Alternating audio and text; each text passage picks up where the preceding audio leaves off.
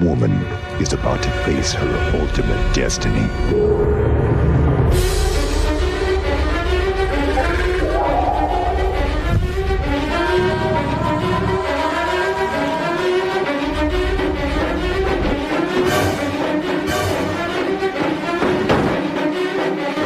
To save the future, she must face her past. Tomb Raider, The Last Revelation.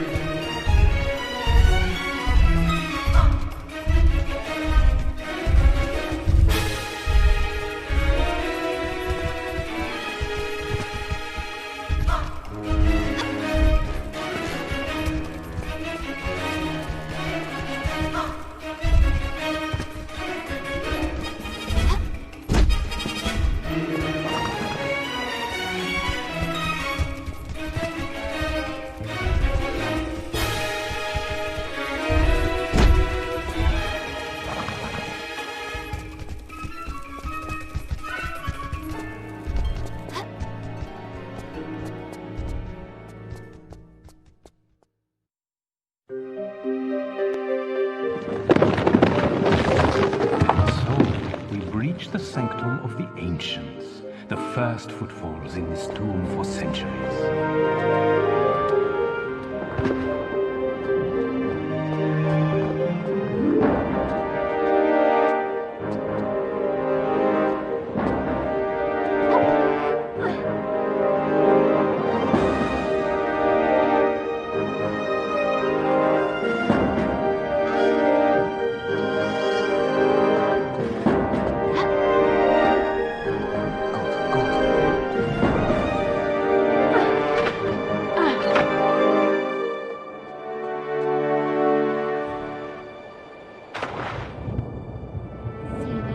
No prizes for you this time, Lara.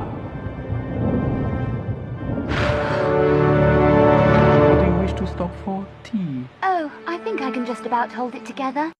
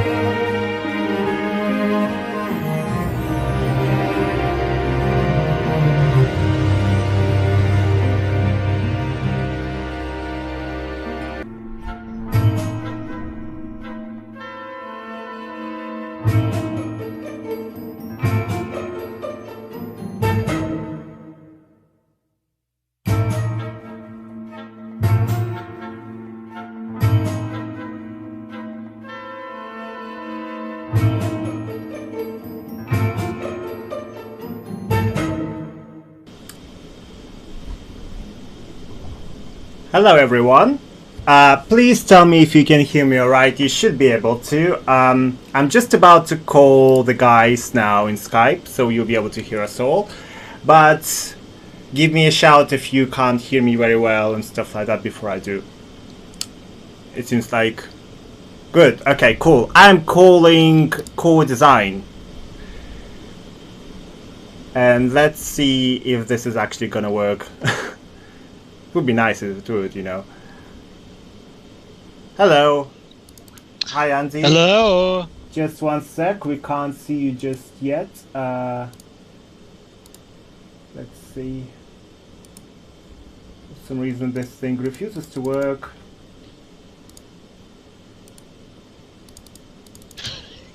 Oop. Yeah, always.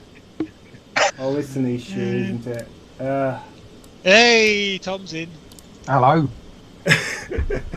Right, people are joining in, but I'm having issues broadcasting you guys for some reason. Okay. Right, I got Tom here. Can you see me, unfortunately? Yes, we can, indeed. Is that up there? Where's your burritos? They're down here. They're not on your... I was going to show you them, but I don't think you want to see my half-eaten burrito. I did not want to say Are you burritos. eating burritos in your office, Tom? I am. Cheeky. I don't know whether my internet connection is a bit slow. No, we can see you nice and clearly. Oh, right, Yes, cool. for some reason, like, we can see everyone except for you, Andy, just yet. Hopefully it will catch up. Why have you blurred out the background, Pete? Is there something going on back there? Yes. Always something going on. You're fine. It's just that the original office, there's always something going on behind you. Oh my Yeah. god. Do tell whilst you're waiting. Well, no, I think Pete, we used to decorate his walls with a variety of choice images. It was usually cards with various sketches of Pete. Top CUNTS, weren't it? I've still got them somewhere. Yeah, there was it became quite a collection, didn't it? For some reason we can't see you, Andy. Do you I want don't know. do you want me to put the phone down? Do you want to call me back, Ash? No, I can see you in Skype. It's just for some reason it just refuses to connect with a stream. So it's not your connection. It's something on my end. Okay. So people should be able to hear. Is everyone hearing Scottish Andy Sandham by any chance? Everyone should be able to. And yeah, no longer Scottish, I don't think. But, You actually sound more Scottish now than the last time I went to see you because you Really? sounded very southern then. Yeah. well, we saw Gibby at that last do, and he said I was a Cockney Dutchman. So That's quite a combo. Right, I'm just about to show you the current live stream so you'll be able to see what's actually happening as well. So, yeah, so instead of Andy, we have a big blob here saying Skype for some reason. No idea why it's doing that. I will just actually add you again and see if that's gonna help things. You know, live streams are like that, always something happens. do you want me just to put the phone down, Ash, and then call me back? Or? Yeah, let's I'll just put it down. Yeah, put it down and call again. Let's see what happens. Andy is actually a Skype glob. Someone says in the chat. Let's see. How are we all? Good at the minute. Yeah.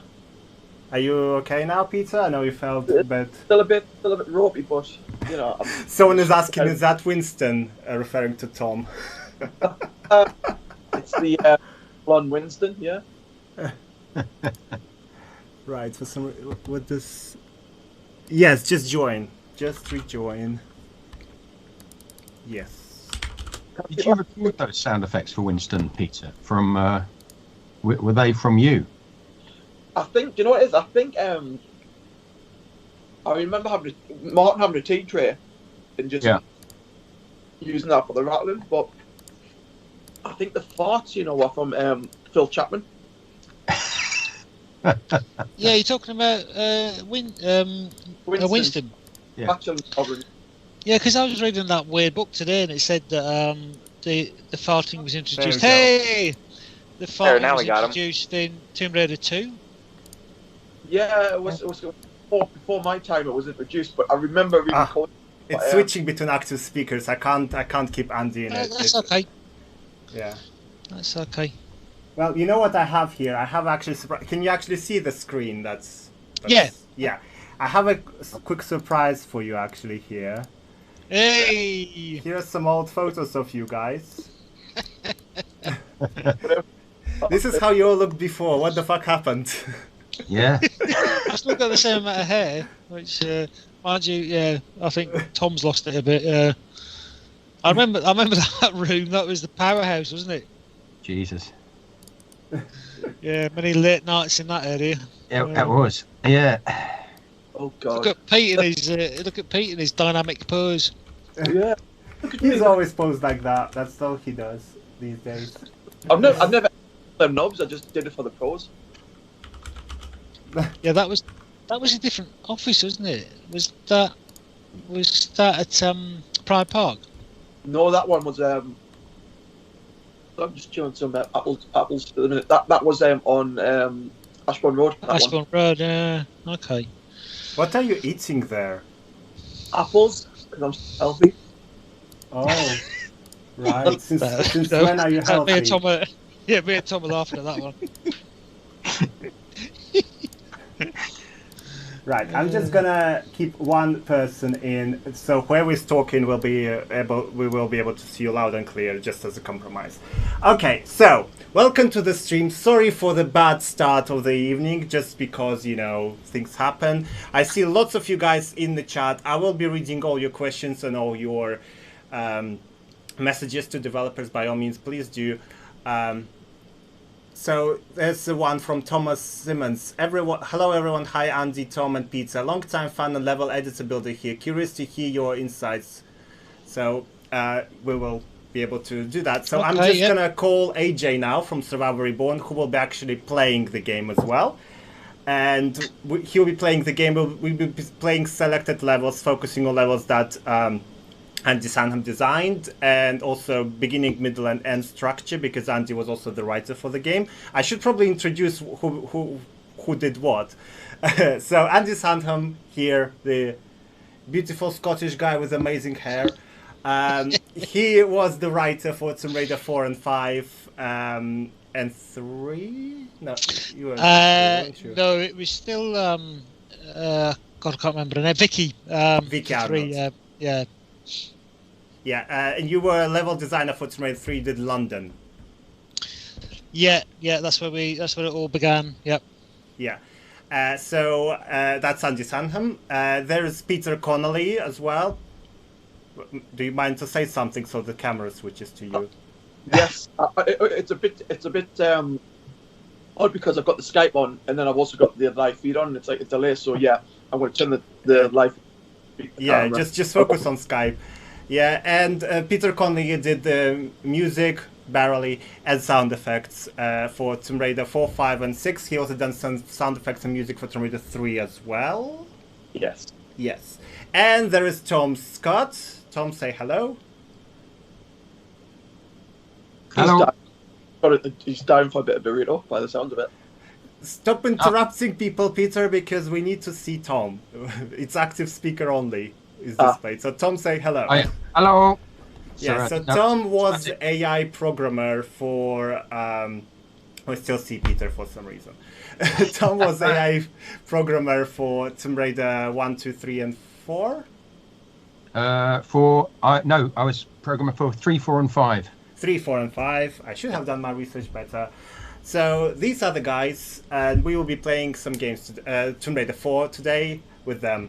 With AJ actually playing the game and we just observing. I'm reading out your questions and you guys having a banter and a laugh and making fun of Peter's face, as always.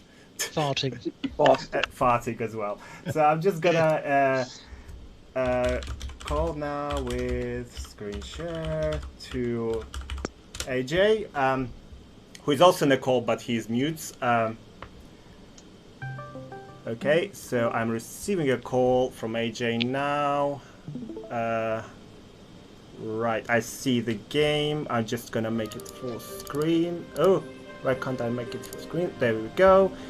And yep, I'm just switching to.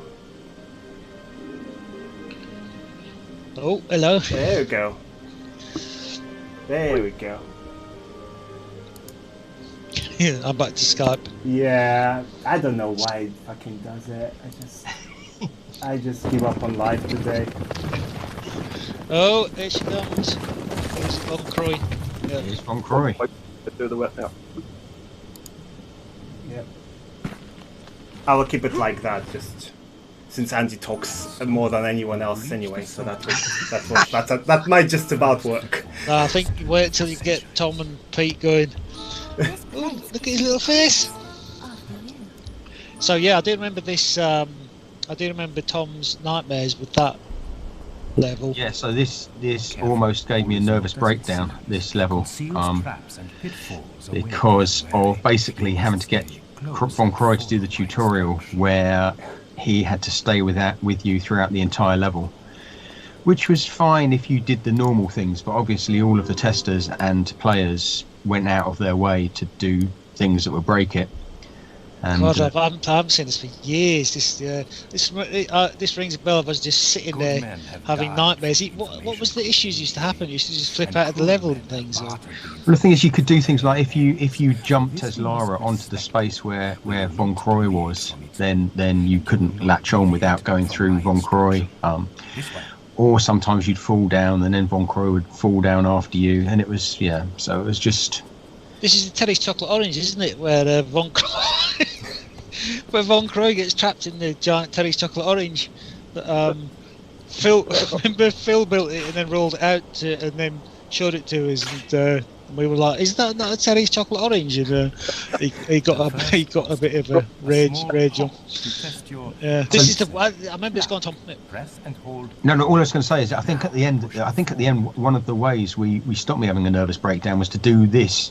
Cheeky little cutscenes from time to time to basically put everything back in its right position, because I think originally it was the entire thing was done as playable, but it was too fragile.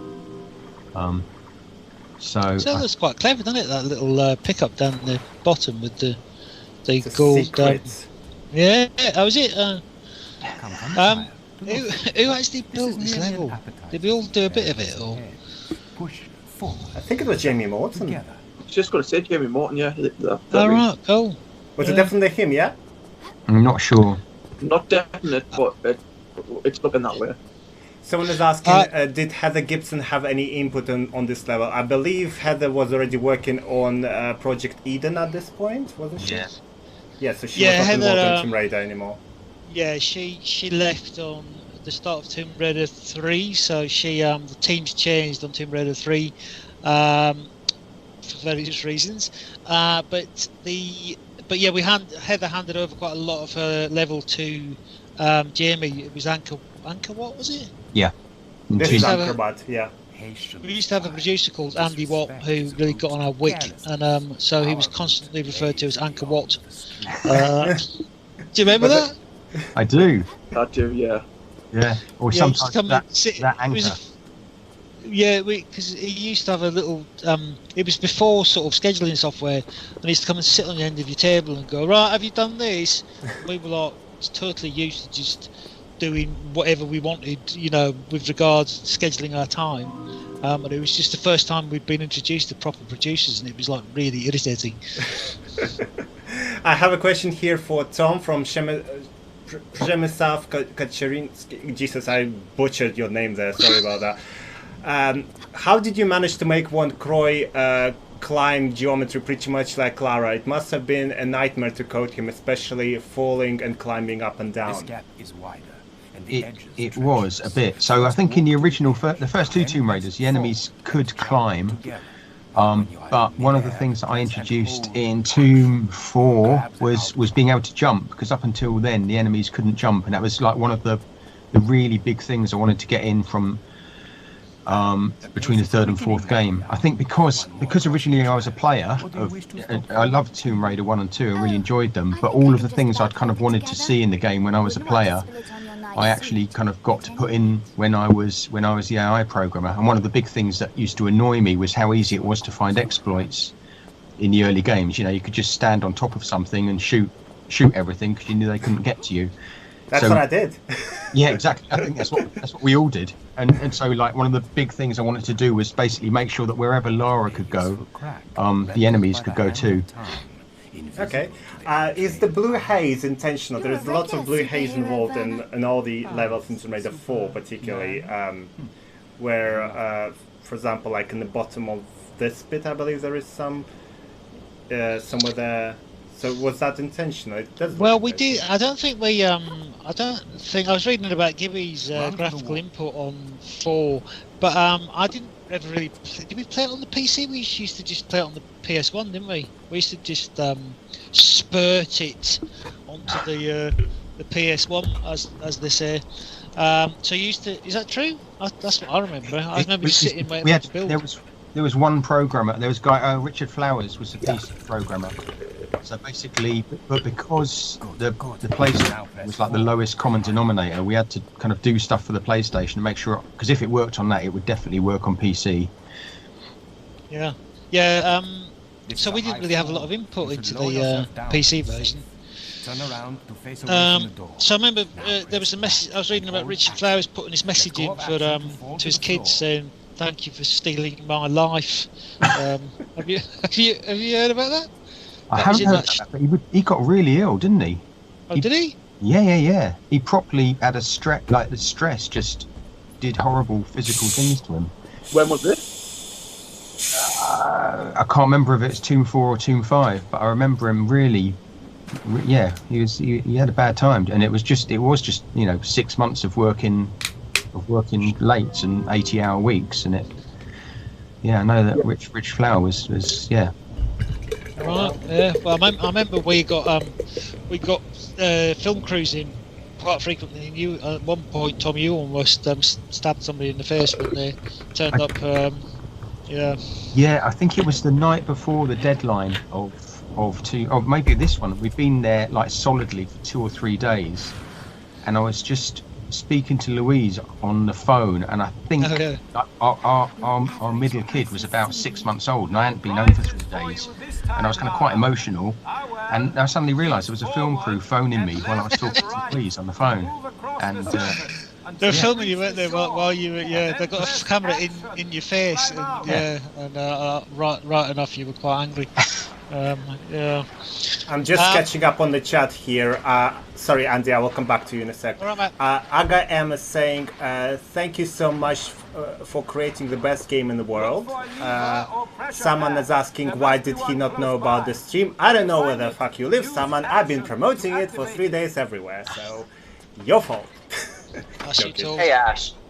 I got a quick question while we're on the subject of... Yeah, this is AJ, who is streaming. Hi, AJ. Hey. The Dreamcast version was the only one that had a dynamic shadow instead of the circular shadow. Mm-hmm. Do you guys know who was actually behind the Dreamcast version, or who worked on it? Yeah. Go on, Tom. No, go on. It's all right. I was going to say it's Jason Gosling, wasn't it? Oh no, I thought it was Alex. It was Alex Davis, wasn't it? Yeah, it was Alex. Yeah. All right. Yeah, so in the same way that Richard Flower basically did the PC version single-handed, Alex Davis did the programming for Dreamcast pretty much on his own. Right, cool. I think. What did Jason Gosling do? I never knew you cared. Oh, I don't know. Yeah, they might have swapped over because Jason Gosling was definitely doing it, doing the Dreamcast at the start, because he was in the famous photo where Toby looks sort of like a little weird twisted leprechaun. It was definitely Alex towards the end. It was at least the end of 4th. We get off of 5. I remember dealing with him because there was some music changes in Dreamcast, so Alex I was dealing with. Right, okay. Yeah. This was your first Tomb Raider game, Peter, so, like, as in proper, I know you worked on Tomb Raider 3, but I mean, like, this one is the one you actually done,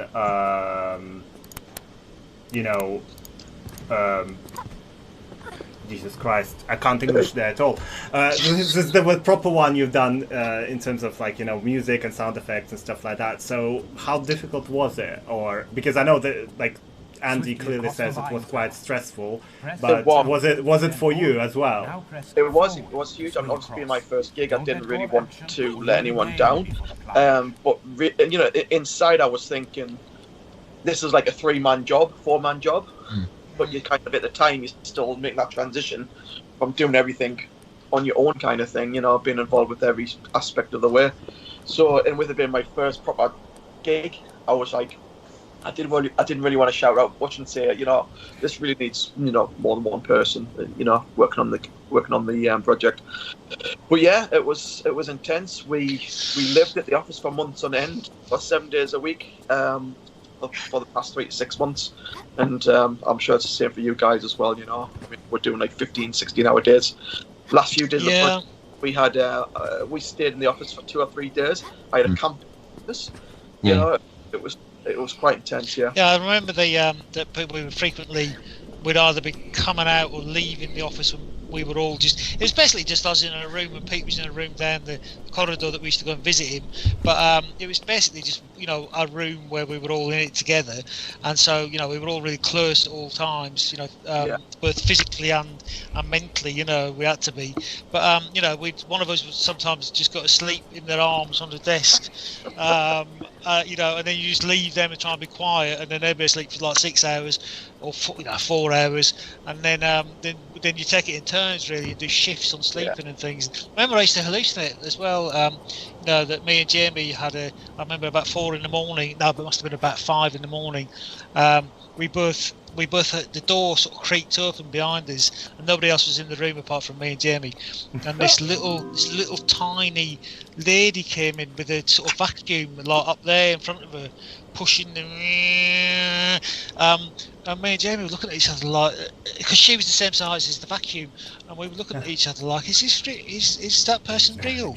And yeah, we both kind of agreed that yes, it was a real human. It was just a little cleaning lady that popped in at 5 in the morning, and we just you know, we've been up for like 3 days solid, and we were just like, is that a real human or is it a Now what you think, you know, you see things in completely odd circumstances that you just can't doubt what, you know, that did you actually see it or not. It's weird. It just that the sleep deprivation really screws with your kind of mentality. Yeah. The game looks really nice actually, and thanks to AJ for playing it. I mean, you know, all the animations are really nice, and you know, I do remember Daz used to get on our tits, to excuse the French, because Daz was animating, Darren Wakeman was animating Lara on 4, I think, and he basically used to just do his hours, did his job, went home at 5 there, she's getting the backpack. Happy days. We stole that off the start of Indiana Jones, obviously, when he falls through the roof of the train carriage at the start of the Indiana Jones. There is Indiana Jones later on this level, unless we missed him. I don't think we did. We just went by him. I'll go back so you can see him. All right. Okay. Yeah. Please. So yeah, there is Indiana Jones already. This is just some skeleton guy. Yeah. So people are like. Before I was like preparing for the stream, I was downloading those 90s commercial videos and stuff like that. And because I know this game you guys didn't really want to do, because you wanted to do like Tomb Raider 1 and 2, and then there go Indiana Jones. No, I don't. There's a whip and a hat. I don't know if that's true, Ash. I mean, I think we didn't want to do 5, but we did want to do this one. Oh yeah, right. We did. Yeah, we loved it. Yeah, Tomb Raider 4. I think we were all really happy with. Yeah, I think this is definitely my favorite. This is definitely my favorite. Yeah, it is mine as well in terms of gameplay. I like Tomb Raider 5 and 4, like and then Angel of Darkness, obviously. But these are my top 3 Tomb Raider games. For some reason, I just thought this is the one you actually didn't want to make. But no, again, that might be weird. Yeah, Tomb 5. Yeah, go on, Tom. No, all I was going to say was because I think Tomb 3, we were all trying to work out. We didn't have a clue what we're kind of all learning the system in Tomb 3. And I think there were loads of things that we wanted to do in Tomb 3 but didn't have time to do. And then I think in Tomb 4 we'd kind of learned all those lessons, and we did the stuff, and we knew what we were doing. So we got to do all of the stuff, all of the ideas that we'd had, we managed to do. And then I think by the time, you know, we'd done Tomb 4, we were all sick to death of it. So doing Tomb 5 was was one Tomb Raider too many in some ways, but this one I think we really liked, apart from bloody Von Croy doing this tutorial. Yeah, I'll say something else. Yeah, sorry, carry on. So I was just going to go on, Pete. I was going to say about something you might remember, Pete. That did you come down to the voice recordings for Tomb 4? Do you remember them? I think that's probably where we first sort of became friends. But do you remember there was? He's quite prevalent in video game voiceover work. It's Kerry Shale, was it? Kerry. I'm still in touch with him these days. I'm trying to think of his name. He was from All in the Game, wasn't he? Yeah, it was part of Side as well. We went down to Side. Yeah. Did we go to Side for 4? Do you know what it is? I think so. It was definitely. It was in Soho. Yeah. It was Side. Yeah. To the right, the path of the erect. Yeah. But is that when we got drunk in Soho on the way back? You know me, Werner. I don't drink, Pete. I don't talk about that. I might have had a couple of shandies, yes. Yeah. Typical. There is a question for... Sorry, Peter, what are you saying? Well, I just remember being back on getting the last train, and then me and Andy Sandham just kind of taking over the carriage because it were in a bit of a mess. Now it becomes interesting. You're a mess even when you're not a mess, Peter. I can't imagine what the mess of you are when you're actually a mess. There's a question for Tom, speedrunner question from DJ Full. What determines the quick run of Von Croy after pushing the first switch? I tried like 200 times, as he's sometimes faster, sometimes fast, sometimes slow. Do you want me to repeat that? I butchered that question as well. Yeah, sorry. Why did Von Croy run fast after the first switch, did you say? Yeah, so what determines the quick run of Von Croy after pushing the first switch? So I think the whole point was, again, we couldn't... So there was this real problem that basically if you caught up with him, there were all sorts of issues about you trying to jump into the same space he was in. So basically, from my memory, which is a bit hazy, but I think we just had to get him out of the way. So basically, we just had to make sure he just absolutely sprinted off so that you couldn't catch up with him until we wanted you to, until it was safe to do so.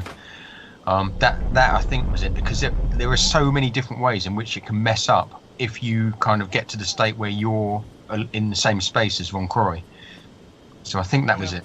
Does that sound? I forgot the ropes. Forgot about them. Oh yeah, there's a question from Thomas. How difficult was it to implement the rope mechanic? I remember. Yeah, go on, Tom. No, it's all right. Well, no, I mean, I'm not a programmer, but I do remember there was some sleepless nights over that one. But I mean, they were determined. Were you were part of that? Were you, Tom, implementing the rope? No, I think so. Again, I think that might have been Richard Flowers that actually did that. Even though he was a PC programmer, but I mean, he did bits and pieces here and there, and I think he might have done the rope stuff, which, again, for its time, I know compared to what you get nowadays, it may not look that great, but for its time, I think it was pretty impressive, really. The rope. Yeah, it looked really nice there. I mean, it was really nice level design as well there. With regards, we used to, one of the main things we automatically did was in learning or teaching areas in the game, we'd always put a safe falling point so that, well, we started doing it by 4. We'd always put a safe landing zone and then a route back up, which even these days it's quite a common level design technique, but you still see people messing that up in level design these days, but yeah, when you're trying to teach somebody a mechanic like the rope mechanic, it's got to be a safe zone, otherwise they're not going to learn it, are they, if they keep dying all the time. So yeah, it's quite a big level, isn't it? I don't remember it being this big. This is the second one now. This is another level. This is on where you're supposed to outrun Von Croy, otherwise you will have to go through, like, he will like make you go through like more difficult way to finish this level because he's an asshole.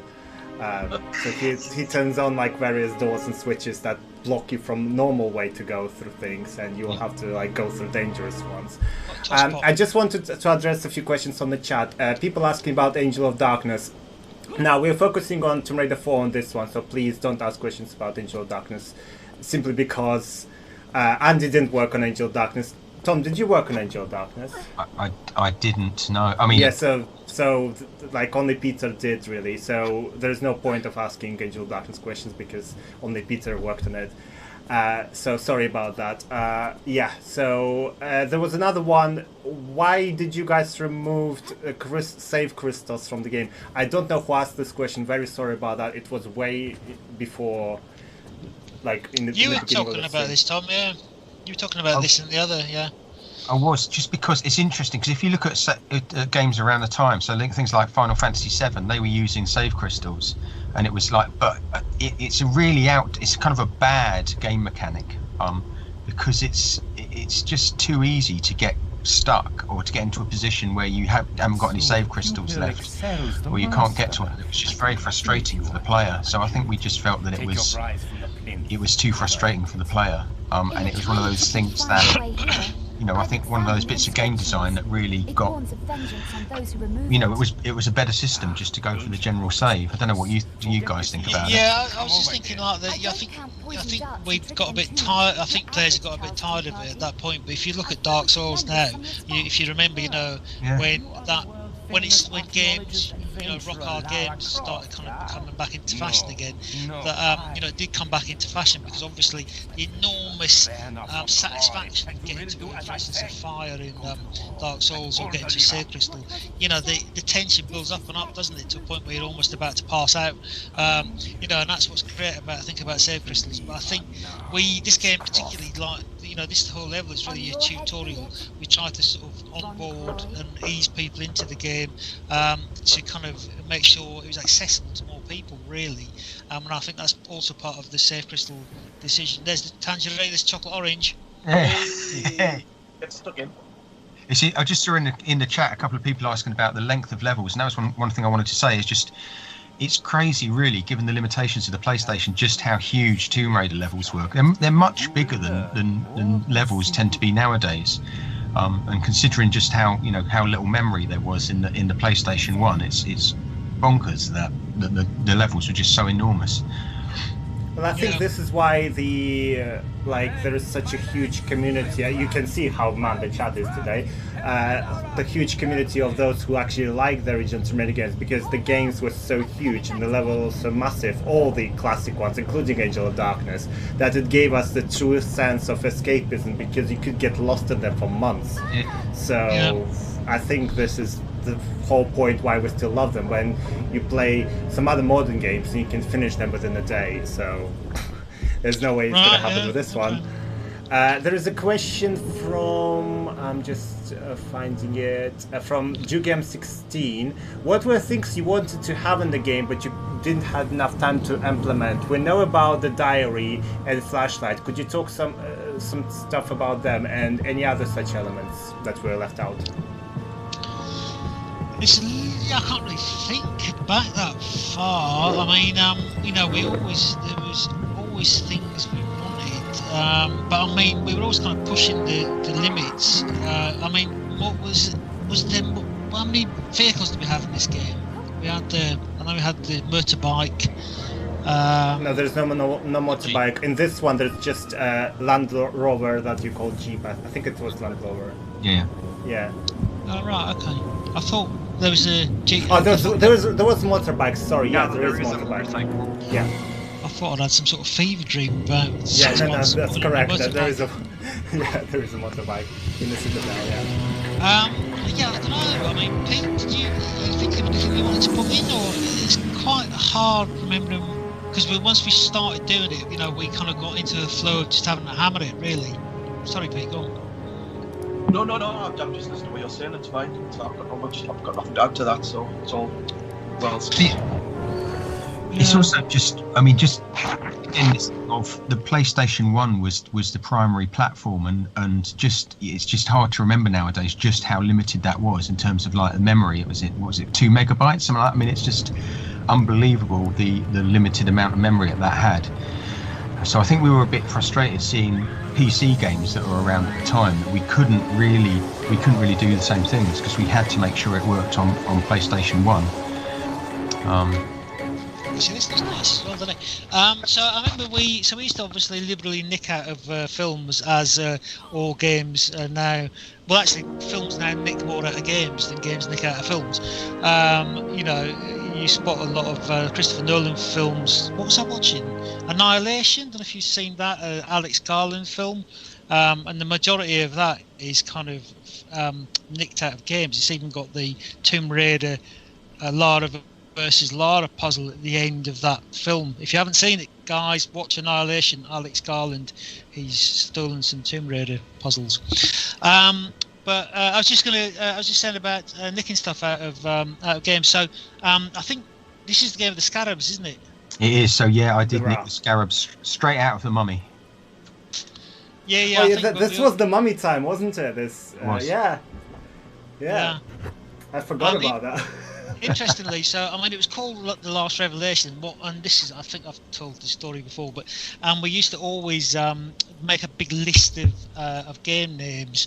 So the marketing would say, "Can you please send us a load of names through for what you feel Tomb Raider 4 should be called?" And so we'd make a massive list, and there'd be lots of stupid ones on there, like Chronos Crypticos. Don't ask.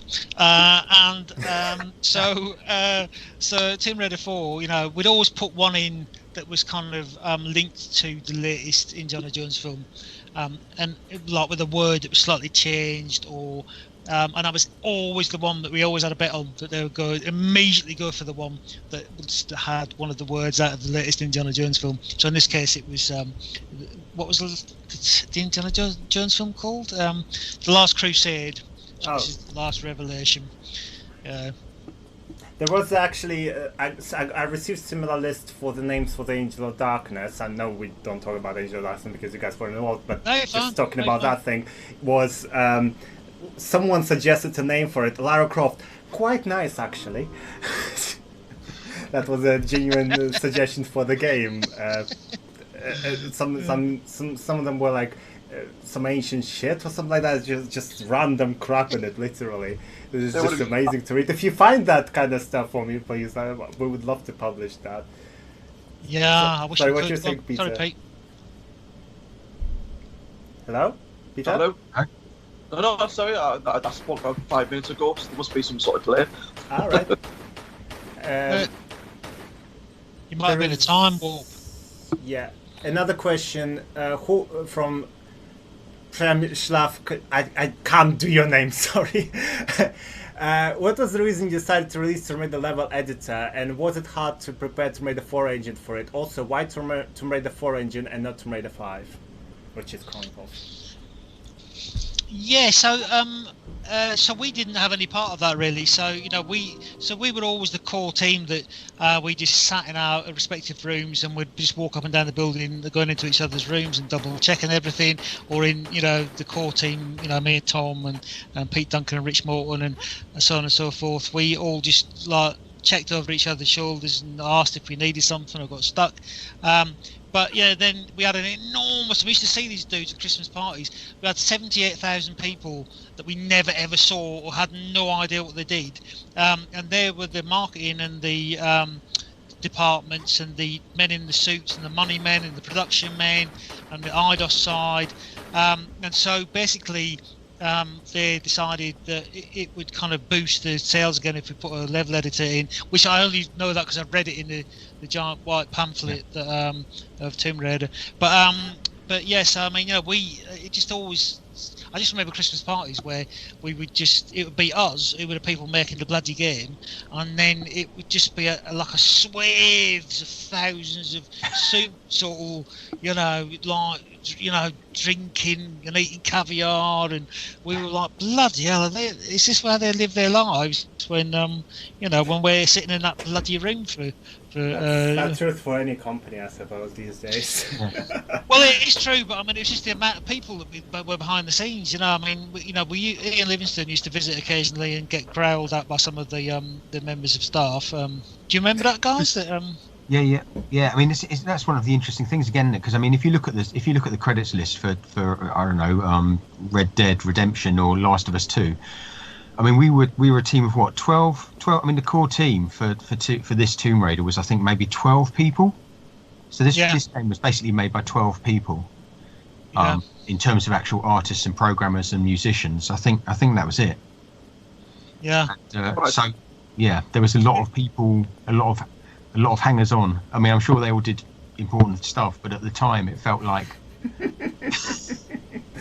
it's true though. I mean, we go down to London and be like, how could all these people be doing?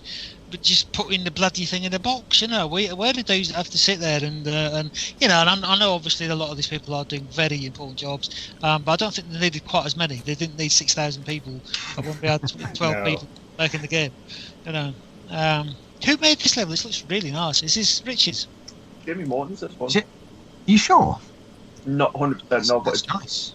I think Jamie Morton should be. We can guess the from best level designer. Name of the levels, because levels are actually called after whoever made them. So there are there's Andrea 1, Andrea 2, Andrea 3. There is Andy 1, 2, 3, which is Andy Sandham, obviously, and Joby as well. So no Tomb Raider 4 is like, I know Chronicles is like that. So it could be, we need to find out who actually did which level. That was actually, someone asked me on Twitter a few days ago.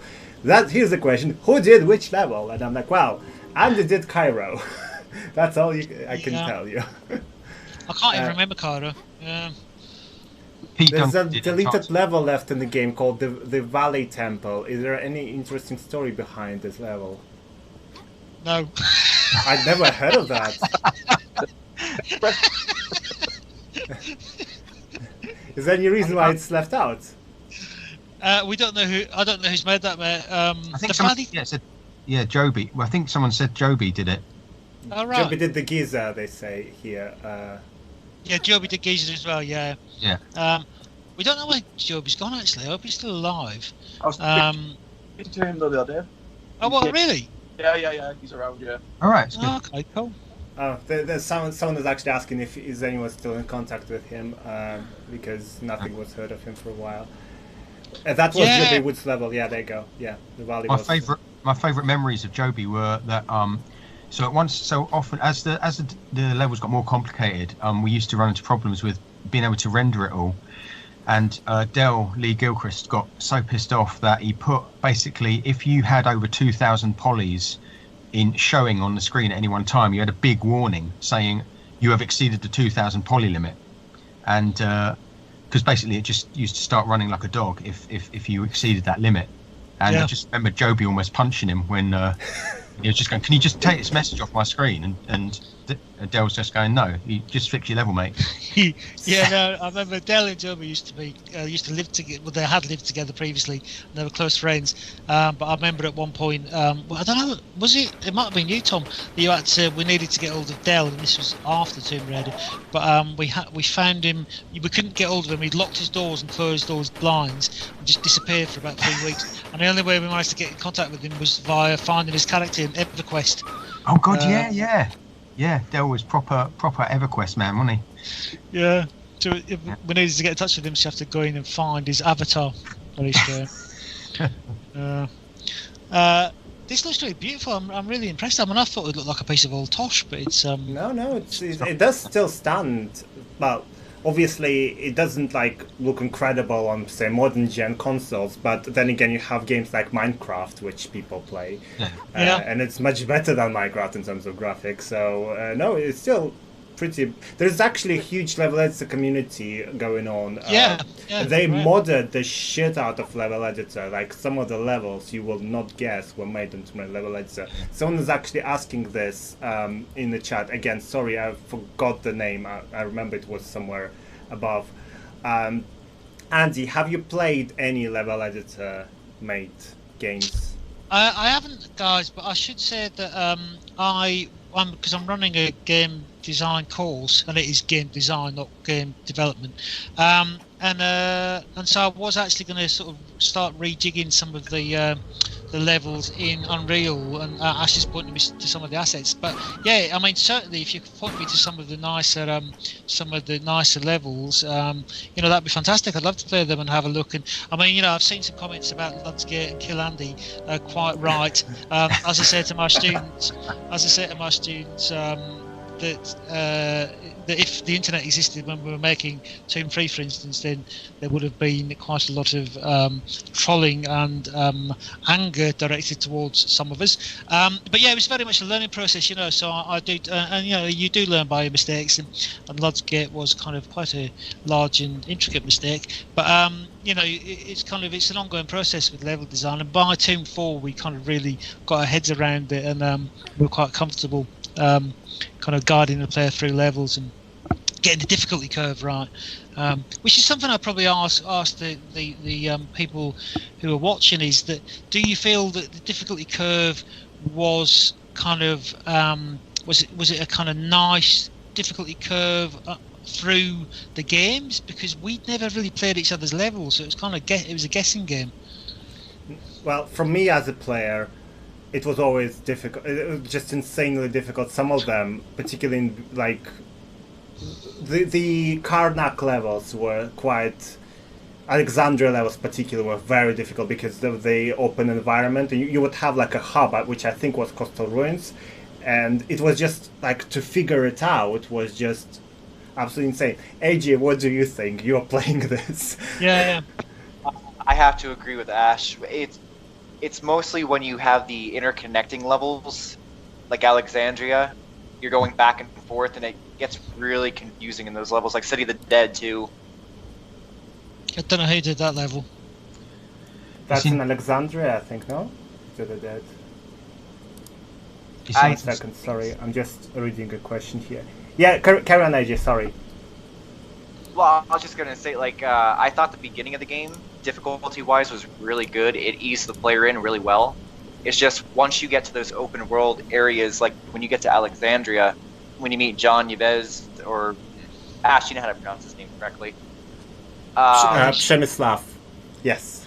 Yeah, John Eves, yeah.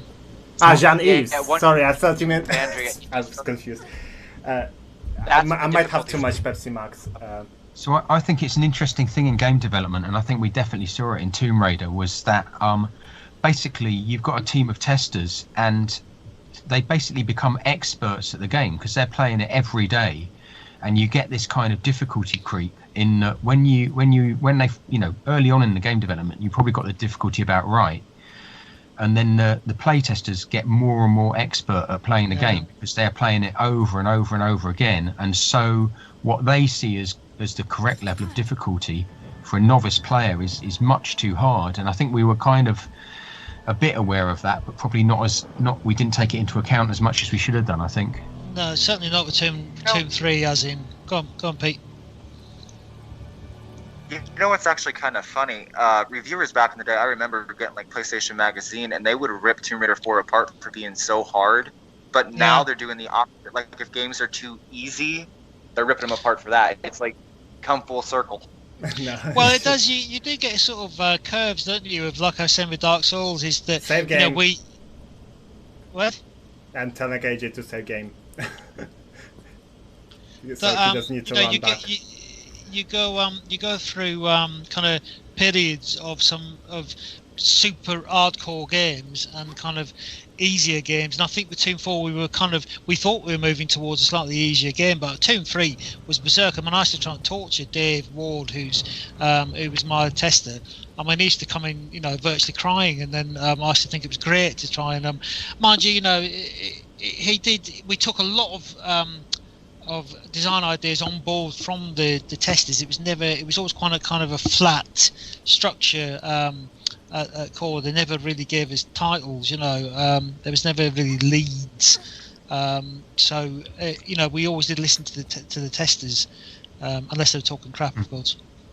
Right, I want to catch up on the chat here. So XFS is asking whether you guys used Tomb Raider 3 model originally for this game before this one was created, or was it just waiting on a new one? I mean, probably early on in development, I'm sure we just used all of the resources out of Tomb Raider 3, but then I think the model was gradually refined as during development.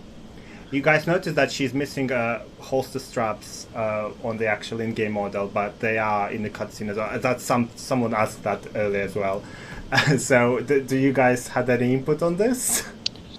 Yeah. I told Tom to fix that, and he listened to me. Oh, terrible person. Is that what round? Or should that be round her legs? Yeah. Oh God, I don't know. It is in the FMVs by Pete Bernard, who you call Farmyard all the time. Yeah. So it's in the cutscenes, but it's not in actual games. See, we didn't. We never really saw the cutscenes until we saw the cutscenes because Phil did them, the in-game cutscenes, but the actual FMV, we didn't see that until really late on. Again, Pete had a room full of like 7 people, and he was actually in charge of that department, and he would churn out some amazing stuff, really, under the circumstances. And now obviously you don't need to make FMVs because the in-game models. Look at the face on that dude. Looks like Peter when he's surprised. I seem to remember making Phil put that expression in. We wanted an expression change, and I remember that stupid texture swap on his face, which I quite like. I'm going to defend that. Yeah, that's like when I asked Gibby to put in the ghost in the British Museum. I said there's supposed to be a haunted sarcophagus in the British Museum, where a ghost of a mummy floats out each evening. I want to try and replicate that, and Phil was like, yeah, I'd love to do that. And then programmer Gibby said, he says, no, I'll give it a go, it'll only take me half an hour. And I said, all right, Gibby, I'll come back in half an hour. Came back in half an hour, and he says, look at this, check this out. And he got like 2 glowing dots for the eyes, and he got like 6 dots for a smiley mouth, and then a dot for the nose. And I was like, Gibby, what are you talking? Are you joking? And he was like, no, this is amazing. Look, I've saved. I don't think how much time I've saved. I'm like, dude, it's not quite what I was. It's not really instilling fear in me. It's more kind of looks like a series of glowing dots. Anyway. Right, catching up on the chat. Sorry. Yeah. Sorry, was saying. I was just gonna say we were talking about cutting floor stuff earlier, Ash. At any point, did you guys have Croft Manor planned for 4, or was it always just gonna be like the Von Croy tutorial? That's actually a question from the chat from Massey as well. So there you go.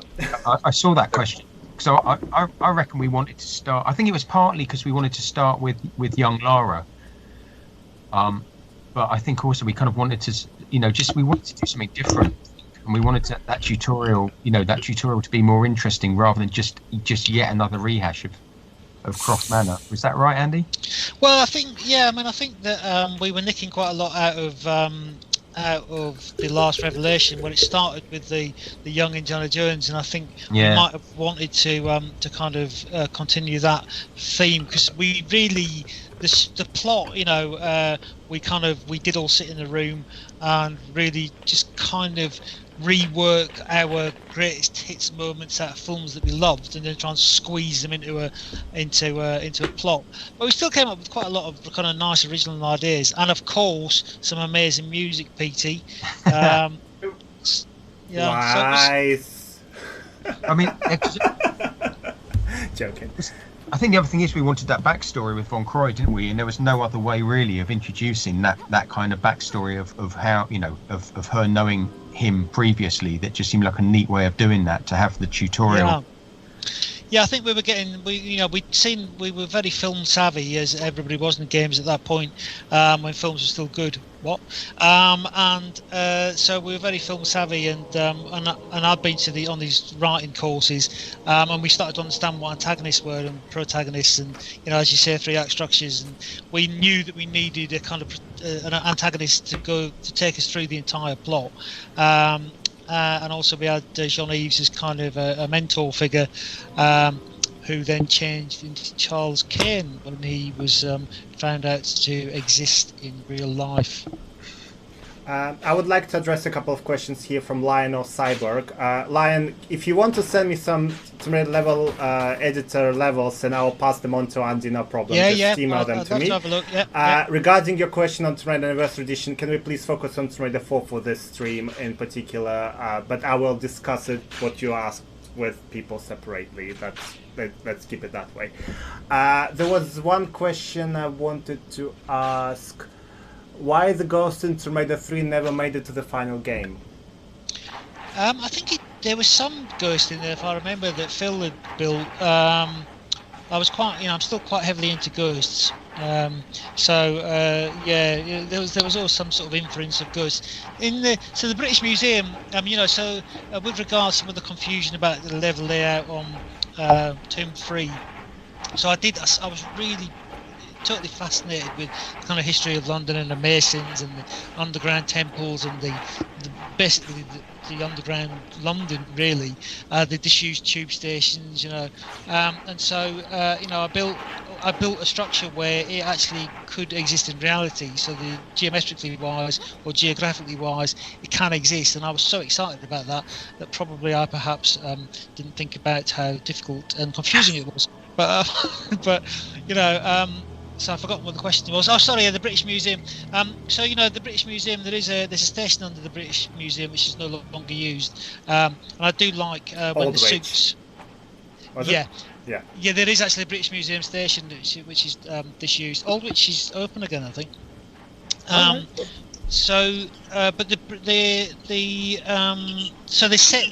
So again, we knew nothing about this till about a week before, but they had the opening party with Jonathan Ross presenting the amazing Tomb Raider 3, and that was in the Natural History Museum. And then we found out about it, and I was like, well, it's the wrong museum. It was supposed to be British Museum, but I don't know. Oddly, it's just one final side story, and I'm going to shut up. The woman that's buying my house works at the British Museum, and she knows about the Tomb Raider level. So she was like, "Oh right, did you do that level?" She said it was really difficult. I want to kill you. Yeah, and Peter works with someone called Laura Croft, aren't you? Laura Croft, yeah. She lived in the next street to me. Nice. Yeah. And she lived the same number, but in the next street. And I used to get her mail. It was to Laura Croft. So I used to pass it around, and then I moved, and then I came to this office where I'm at the moment, and there's one of the businesses is owned by Laura Croft, so I thought it's her. Have you got Laura Croft in a crate behind you? Is that why it's blurred out? That's why it's blurred out. Exactly why it's blurred out. Thomas is asking about why did you guys choose Egypt as a prime location here, and whilst you're answering that, could you tell us a story about how I think it was Jeremy Heath Smith who wanted to send you guys to Egypt for recce and stuff like that to do like textures and things and research, and then you just ended up going to British Museum instead. Tom? What? Remember we were supposed to go to Egypt, weren't we? Well, I think you. I don't think I ever was. I think it was the artists who were meant to be going. I don't think the programmers were allowed to do that. But, anyway, basically, I do remember that. Yeah, and then there was some sort of massive incident over in Egypt at the time, and we were kind of getting a bit dubious. But then it turned out that inoculations took 2 weeks to take effect, and then needed to get us out virtually on the next flight so that we could hit the deadline. And so they basically said, "Here's a nice hotel in London next to Paternoster Row, I think, which is the street with all the booksellers on." And so we just spent a week kind of farting about buying books or taking photographs of all the walls and the floors of all the buildings that we entered, which must have looked quite odd to the average layman. I think that's sorry. Yeah, no, carry on. Sorry about that. I was only going to say, I think didn't we do Egypt because it was like, it's crazy that Lara Croft is all about the kind of archaeology, and yet the kind of probably the most famous archaeological area we've never kind of fully done, and it was kind of like a decision to to really concentrate on kind of one area. Yeah. And I think that's why we did Egypt. Yeah, no, and also one of the reasons was that Jez said you've got to do fucking Egypt. Jez is Jeremy Heath Smith, everyone. Just to confirm on the British Museum and the research and stuff like that for textures and artists' work. When I went to British Museum, and that happened quite a few times because reasons You're people British. visit. And yeah, I'm British next year, not yet.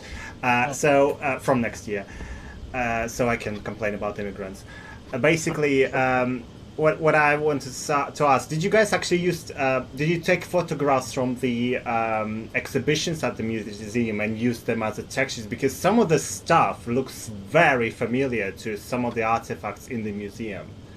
particularly like Book of the Dead stuff and. Well, we like did. That. We always basically just either bought books on the subject matter, so that we've got a load of books at the British Museum or whatever area we were researching, and the internet was in its infancy, so you couldn't really get any proper images of. I remember Joby had a massive. Cardboard box-sized camera that he would walk around the museums with, just holding it really closely against objects and taking photos. So I think it was a mixture of just us holding cameras against walls and taking photographs of bricks. And of course, you didn't have massive texture sites back then, like textures.com and things. There was no textures. You had to scan them or take photographs of them. And so we tried to kind of get and that's why Tomb Raider's got its particular look, I think.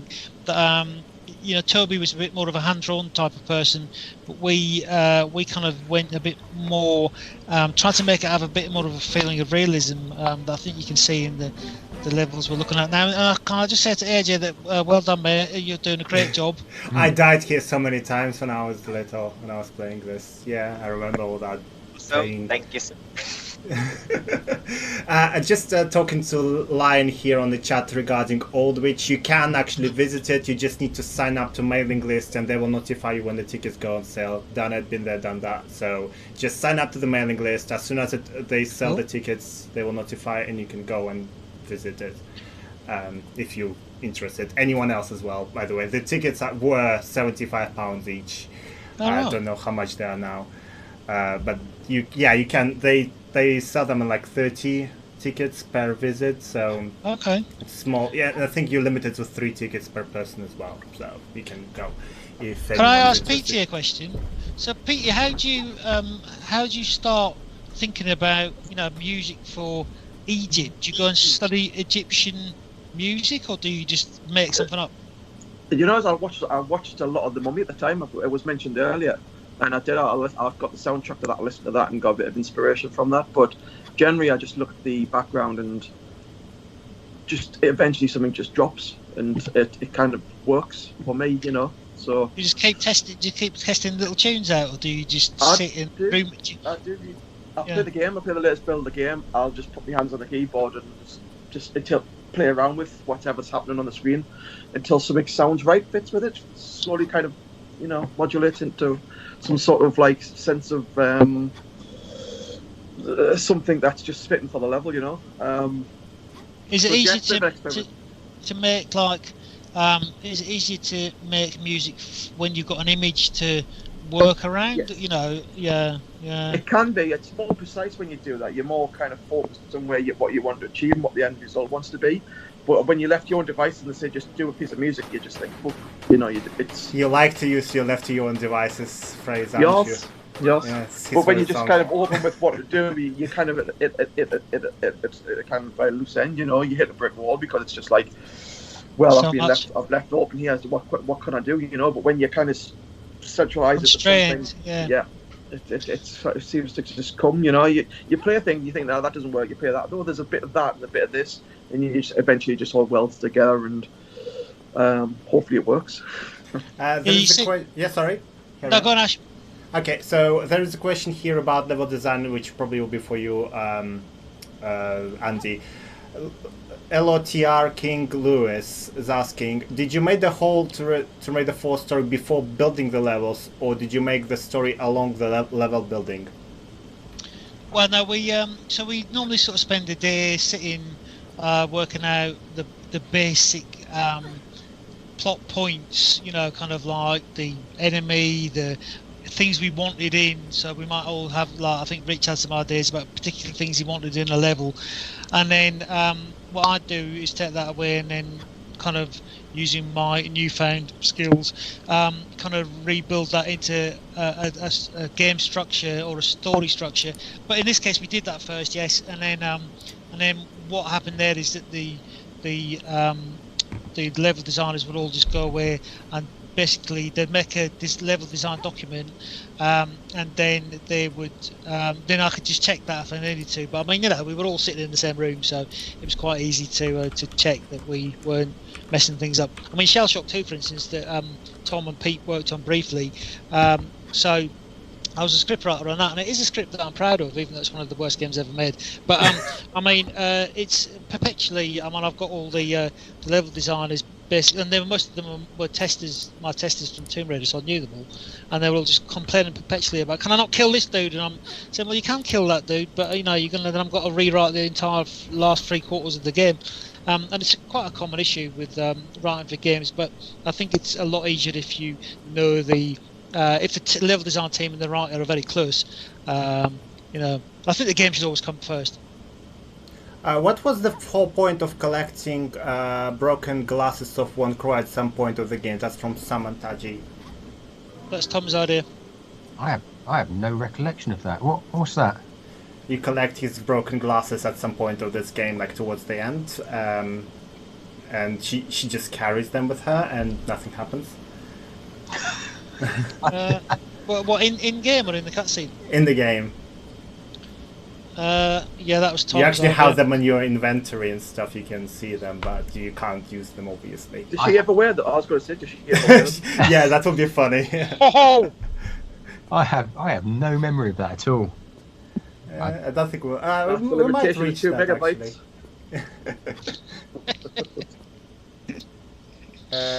Right. So, do you remember any deleted levels? Does Library Vault or Ramses ring any bells? The latter was shown in a TV interview back in the day for a total of 5 seconds. This is from Jugame 16. We did have to do kind of extra levels here and there. I mean, I remember we had to do the Times, or was it the Guardian or the Times? We had to do, the Times. The Times, yeah. I can't even remember what that was. I mean, I was looking through the giant white pamphlet of Tomb Raider, and there was a lot of extra levels that the American office was doing as well that we never saw them and we never played them. Sophia came back in one of the levels, Tom, that the American team did. Nice. We knew none of this, you know. It was just us doing it, and then we would one day they'd go, right, it's been gold mastered, and then we would go home to sleep, and then we'd all meet in the pub the next day, and then try to kill ourselves with alcohol. Now this rotating room, Lion is currently asking this question. Perfect timing, because I was about to ask it as well. How did this work? How was this achieved? This rotating room puzzle. Do you guys know? I know it's not your level, but it must have been flip maps, mustn't it? Yeah, it must have been flip maps, surely. Yeah, I remember this being. We were really excited by this, weren't we? Yeah, who did this? I think it was Pete. Oh no, was it? Wasn't Pete Duncan's? No, seems to be. So I reckon you can see. I would say you can, in this level design, I reckon you can definitely see Ocarina of Time. It kind of reminds me of a sort of Zelda-esque right, yeah. level. It's very clever, isn't it? Is it really difficult? It confused the shit out of me the first time it happened, yeah. Is it confusing, AJ?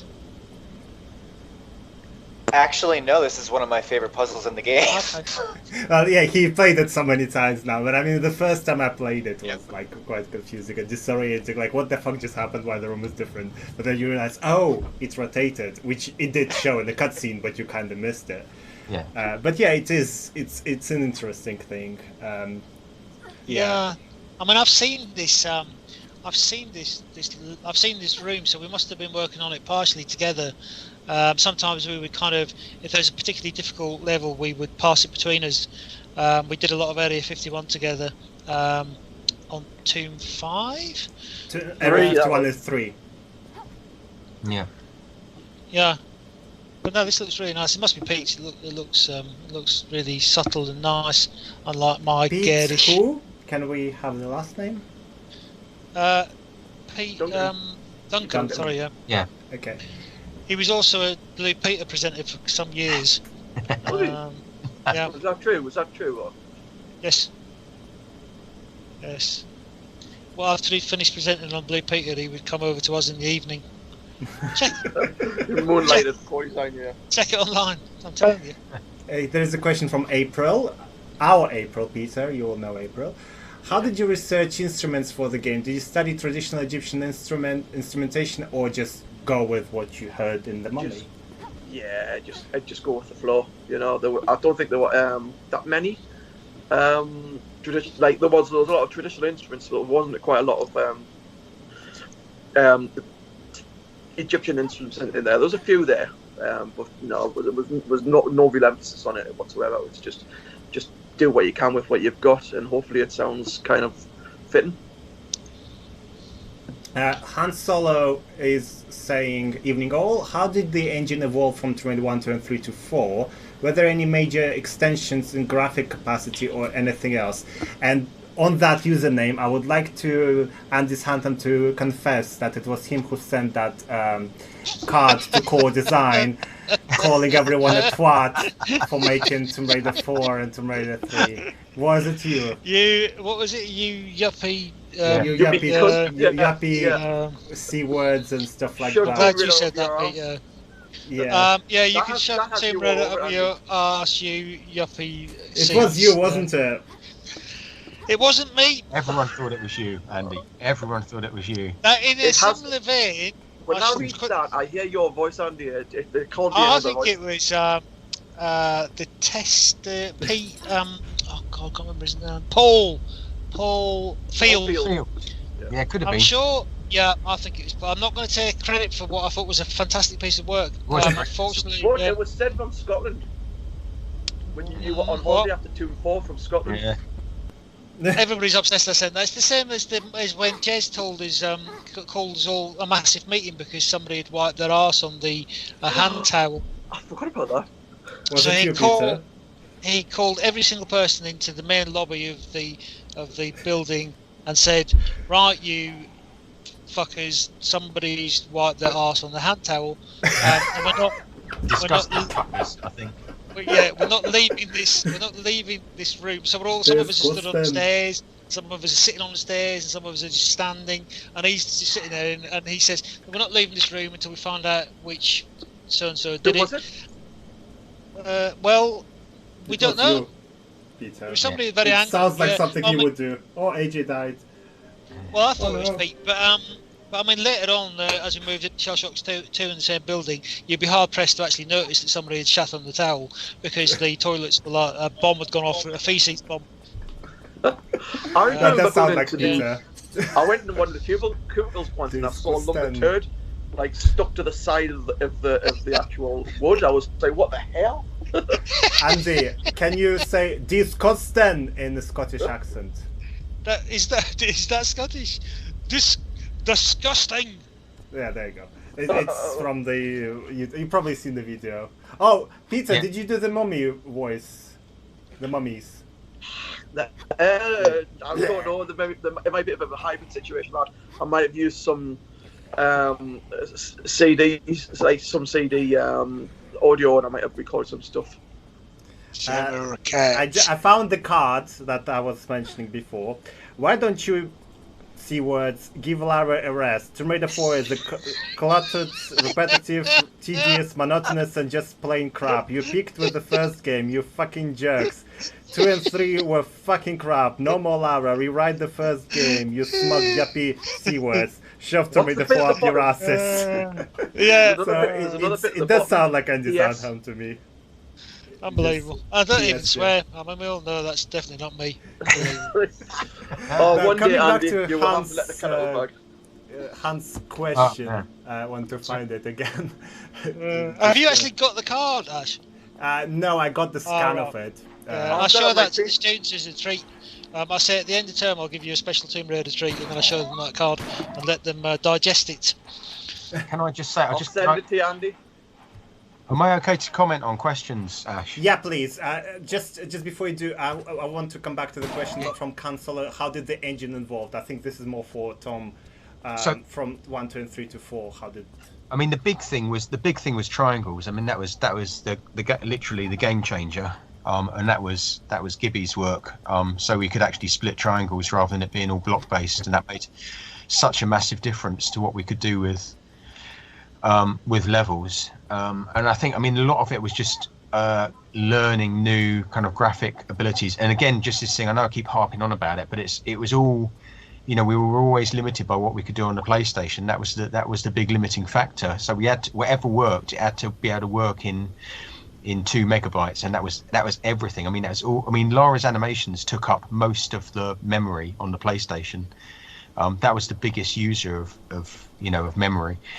So basically, getting things in like the triangles working, that was a big thing, and that was the single biggest thing. And then there was, from my point of view, there was the AI stuff. So like my favorite thing was getting the enemies jumping in, and I know I've told this anecdote before, and I know it's quite nerdy and boring, but that was basically, I discovered a spare bit. That's not a spare byte, but one spare bit, a single 1 or 0 in the kind of AI data structure, and that let me do the enemies being able to jump to follow Lara around, which is why I love the skeletons in this. The skeletons were probably my favorite enemies. I fucking hate them, you know. It's impossible to kill them unless you have like explosive. They were the first enemy I did sound effects for. Were they? I did really enjoy doing the skeletons, you know. I love it. Quite rewarding, yeah. So that was really nice as well, because me and Phil Chapman sort of worked together on doing the animations, and I think the animations and the sound effects all came together really nicely on the skeletons. Yeah. Yeah, in 4D, by the way, she's holding that right now. Yeah, it looks like that was I remember this one of my favourite cutscenes. Yeah, it's very pretty. Yeah. Very pretty. Really good work. Who actually, I was saying the other day, can anybody remember who actually got the job of building the Sphinx to the little amulet Ankh thing in game? No. We used to argue over how to build various vital props. This is Horus, isn't it? And, yeah. So I think this was made by Pete Farmyard, wasn't it? Yeah. Yeah. This does look like his work. You know what, Ash? You should blow minds and show them the 4K upscaled version of these. Oh yeah, I did upscale these to 4K. Actually, quite. Yeah, they look beautiful. Yeah. Are these upscaled, AJ?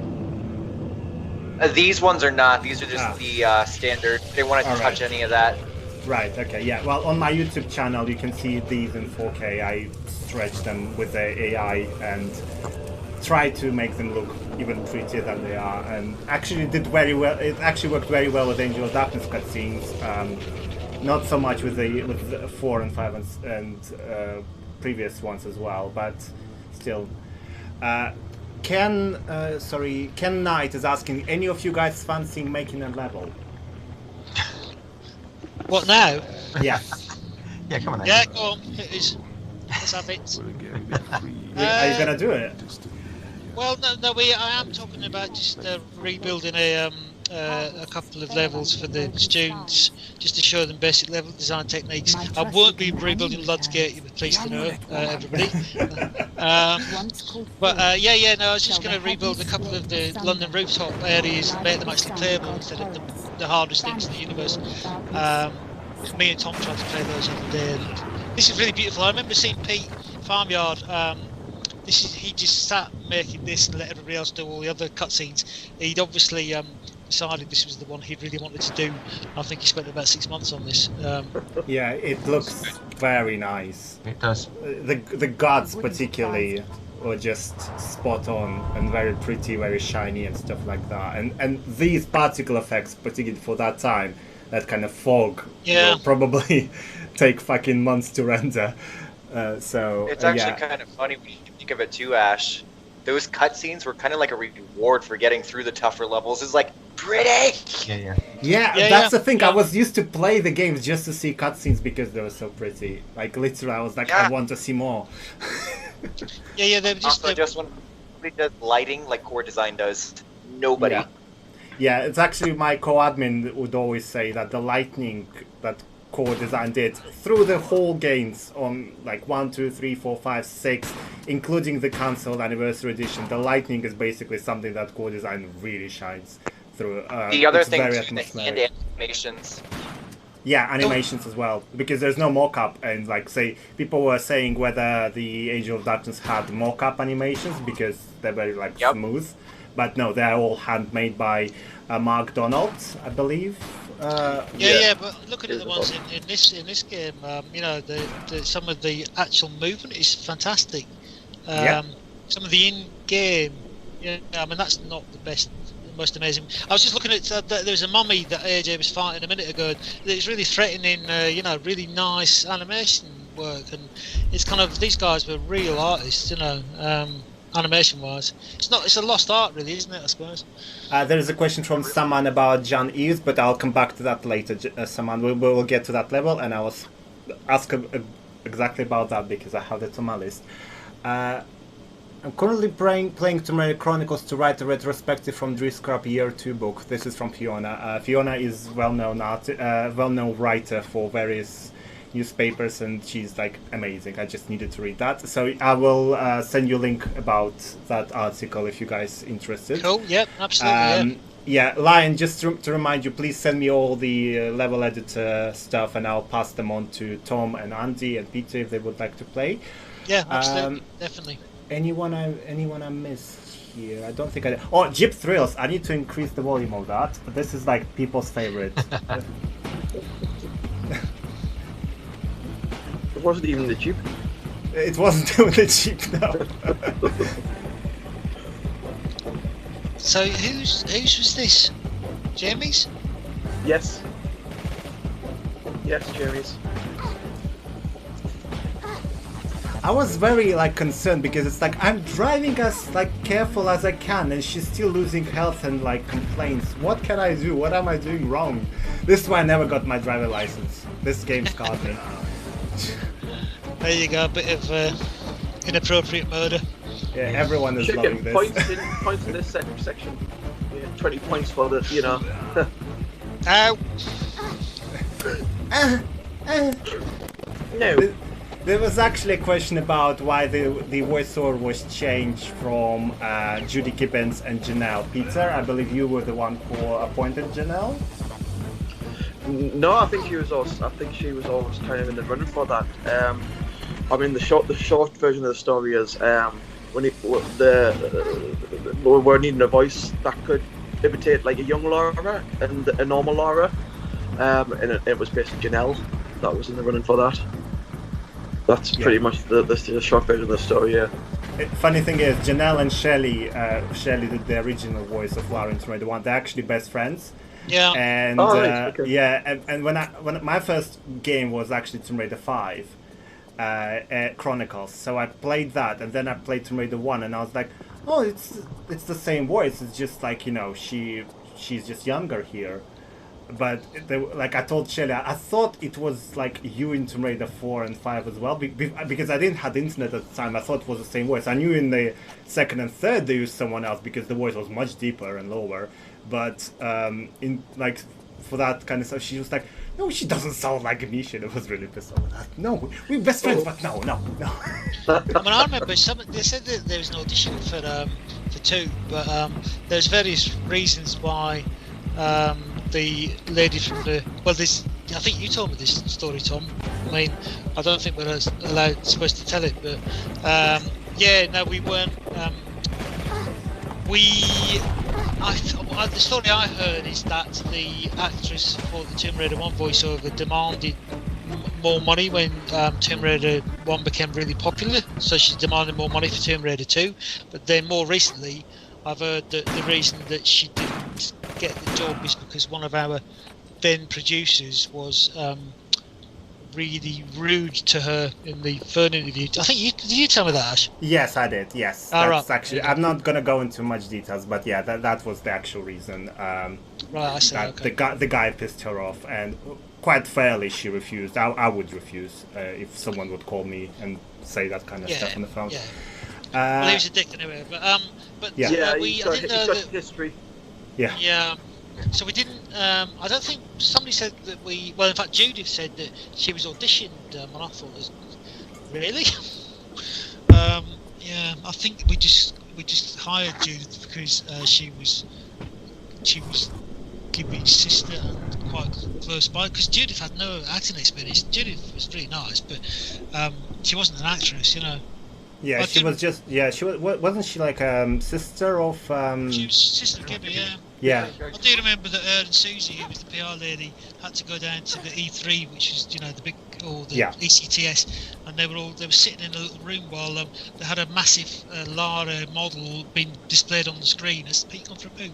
They had a massive Lara model, and then they were both stuck in this little room just smoking fags continuously, and people would ask questions, and then Susie would sort of try and write an answer, and then Judith would have to, yes, so I like to do so-and-so at the weekends, and I like trance music, and it was just, complete... Oh, I need to find a video of that exists. I've got a photograph of both of them sitting in the booth lot. Oh my god, please send any photos you have from that era. Well, that was from Jamie. Jamie dug out a load of old Tomb Raider photos. We've got a few lying around of us in the various rooms, but we used to dodge the media, really. I mean, we used to just get on with making the game. We had Nell McAndrew in one day, and in the full Tomb Raider outfit. I remember people go, bloody hell, did you know? It must have been amazing.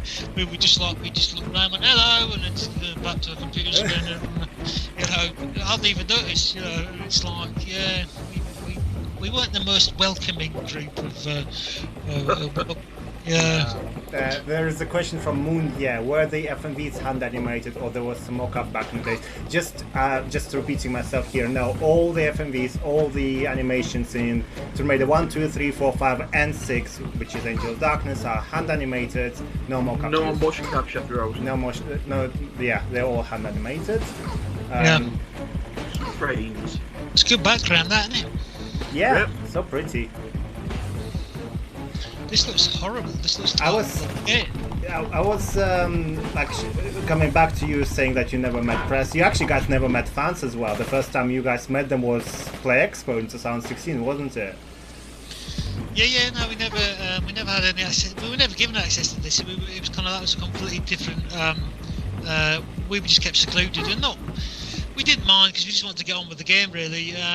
But yeah, I mean, but we never knew how many people out there actually really loved the game. So I don't think the game loud. Really... Sorry, very loud. I need to lower the volume. There you go. Can you hear that? I can't hear that. No, I can't hear it. Oh, you can't? No. This is my favourite cutscene. There's no need for that. No. It's probably because I'm not sharing audio. That's why I can't hear it. Sorry about that. But yeah, it's very loud for people, so I need to lower it a bit. Can I say, sorry, I just remembered that. Yes, sorry Tom, go on. I was going to say, I remember now what the question I saw earlier on. Someone was saying about the train level, or will we be doing that later? We will be doing it, yeah. Okay, I'll talk about it. I'll talk about it when we get there then. Yeah, we will do train, we will do Alexandria very quickly. Yeah, sorry? Once this cutscene's done, could you switch the game screen off so I could switch the saves out and we could go right to the desert level? Or the railroad level? Yeah, sure. Yeah, I will go to the chat and just tell me when. After the cutscene ends. Okay. Power suit on. Right. Is this Somerset? Yeah, AJ, just don't turn off your screen share, but I will switch the thing, okay? Yep, I have no idea if it's going to turn off once I have to exit the game to put the save files in, but if it does, I'll just restart. Okay, cool, yeah. Right, yeah, so that's just technical stuff here. Oh, whatever, guys, it's Jean. Jean-Yves. There you go. I fear this is not a social visit. Yeah, we will get... Actually, I might as well discuss Jean-Yves now. So, what's the story about Jean-Yves? I know he's a real actual person. Was he even aware he will be in the... No, so as I was saying to you, we got a book that was by Jean-Yves Guillemot or something, a famous French archaeologist, and Pete used, well, we were using some of his research for, not his research, but some of his investigations we used to kind of formulate ideas, and obviously the character kind of ended up getting built perhaps looking a little bit like him. Anyway, he wears exact same stuff as he does on one of the photos. See, it's not just a little bit; it's literal copy. Well, I mean, I noticed in the giant white Tomb Raider pamphlet that he said that he was. There's an apology in Le Monde, but there was also a payoff of some amount. But yeah, so I was trying to think of the story I was just telling there. But oh yeah, sorry. The reason that there was a lawsuit is the reason that the lawsuit actually happened is that Pete had accidentally made, and he genuinely had no idea of what John Eves' actual real office looked like, and some of the lawsuit was based around the fact that John Eves' actual real office was exactly the one as the same in the game as the one in the game. And Pete, who built it, had no idea what his office looked like, and he was absolutely flabbergasted when we saw that they were pretty much exactly the same. It was before the internet, you know. We had no idea what, and that was part of their case that we'd nicked him. And anyway, so then they changed for Tomb Raider 5. They removed his hair and changed his skin colour, so he became a bald black man, and that avoided the any issues with any further copyright. I don't think he would become black. I think he would they just changed the yeah. I thought he was Batman, wasn't he, in Tomb Raider 5? Was he? I think so. No, they just shaved his head off or hair off and gave him a beard. It was it was just the submarine levels, wasn't it? It was just the cheapest, most offensive and crap, way of getting out of having to re-render all the cutscenes. They just basically took I'm just switching the windows now. Sorry about that. Just quickly. They put his hair on the bottom of his face instead and pretended it was a beard. Just moved it around. Yeah, so, yeah. That's what happened with me a few 20 years ago. Yeah, I actually didn't know the exact same one, and now I can't unsee that. With Jean-Yves and the guy. But wasn't the cutscenes in Tomb Raider 5 made by a different company as well, so... Yeah, that was interesting actually. Yeah, I can't remember why that happened. I think Jay's just... Charles, that's the name. Yes, correct. Charles. The chat is saying that's the name that they give to Jean-Yves. Charles. Yeah. But I seem to remember because I had a video somewhere that on a video cassette of he was still John Eves, the lad John Eves' voice, but it was effectively a bald black gentleman, and it was like I thought, well, you could have made a bit more effort to kind of conceal. Maybe John some previously unseen stuff you're talking about here. Well, I know I had that video cassette, and I wanted to keep that because that was kind of quite a useful. It was quite an interesting historical document. But I lent it to, I just lent it to somebody, and I've since lost contact with him. So somebody out there has got the video of Charles Kane as with John Eves' voice. Quite annoying that. Would you be willing to share the Tomb Raider 4 level design documents and other such development documents if you have them? That's from Jugim16. Yeah, of course, yeah. We try and share everything with Ash that we can. I'm just moving house at the minute, so I said to Ash that I'll probably be able to dig out a few documents. Heather recently found a load of Tomb Raider 1 documents up in her attic. I've got a presentation she did, which I can share. We did share on our things as well. Oh, cool. Yeah. Okay. It was a really bad video. I think I can give you the actual presentation. But Heather, yeah, she please, yeah. She dug out do some of the original sketches from Tomb Raider 1 and 2. Yeah, please. We need to see that. Yeah, we will publish it on our social media and the website as well. Okay. Right, where's the other two gone? They should be in here. BT! Hello, sorry, I'm just having some technical difficulties. There was sorted stuff out. Yeah, it's just switching between the active speaker, that's why. Yeah, there you go, there he is. There we are. You've been missing us, Andy. I have, mate, yes. Where's Thomas? You having some more burritos? Would the links appear in the chat? No, I'm not gonna put any links now because I will need to switch windows, but if you look on our Twitter, we did tweet a week ago about the presentation, but we will, when Andy will send the presentation, actually, we'll publish it and link it again. So I think I'll probably get a big lump of stuff together for Ash, so I can send. I've got a physical copy of the Tomb 5 script with a load of hilarious jokes that I put in for the team. That Phil particularly used to love me putting stupid jokes in everywhere. So I'll dig that out. Yeah, and I will publish it as soon as we receive it. Since I'm at home anyway and I'm doing fuck all. Well, I do work remotely, but you should be making your digital lectures, Ash, like 2 million hours worth of digital lectures. That's what I have to do. AJ, before you go playing, 1 second, I need to make you live. So we are on the Desert Railroad level, which is Tom wanted to discuss. So I'm just switching to it now. I'm just going to turn that light off and go. There we go. Yes. Okay. So, yeah, I seem to remember. I will excuse myself for a second, but you guys please carry on talking if that's okay. Are you going for a Waz? Pretty much, yes. Going to ladies' room. Okay, 1 second. So yeah, I think the question was something like, did we build this specially? And yeah, it took a lot of so basically, as far as I remember, the train is a static Tomb Raider level, the train itself, and then we basically just shifted in classic old school style, we shifted the scenery past you over and over again. We just looped that background scene and the objects and moved them past the train, and put a bit of camera shake on, and to make it feel like you were moving. The biggest thing I remember from the AI was basically these walls are paper thin. I can't remember what we used to call it, like wafer thin walls. So basically, it used to be the AI did not cope well with the walls being kind of just a like a panel wall effectively. So I think I had to do quite a lot of coding to fix up the AI to work. I feel like a woman reborn. Okay. That's what Thomas is about to say. All right. Yeah.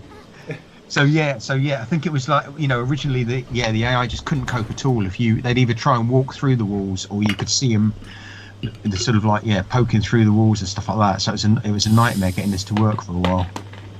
But yeah, so I noticed Uncharted did the second Uncharted game did a very similar level. It was the train level where you're working your way down the train, but they had it was basically a loop. So you were on a train line that was effectively a loop, and then it would keep you could stay on the train for as long as you wanted, but it would just basically keep looping the same scenery around. But there was enough of it so you didn't really notice. But were we spawning stuff in this, or? Yeah, I think we were spawning the rock, the rock formations, and basically moving them through the scene. I'm pretty sure. It's really good. We were quite clever, weren't we, back then?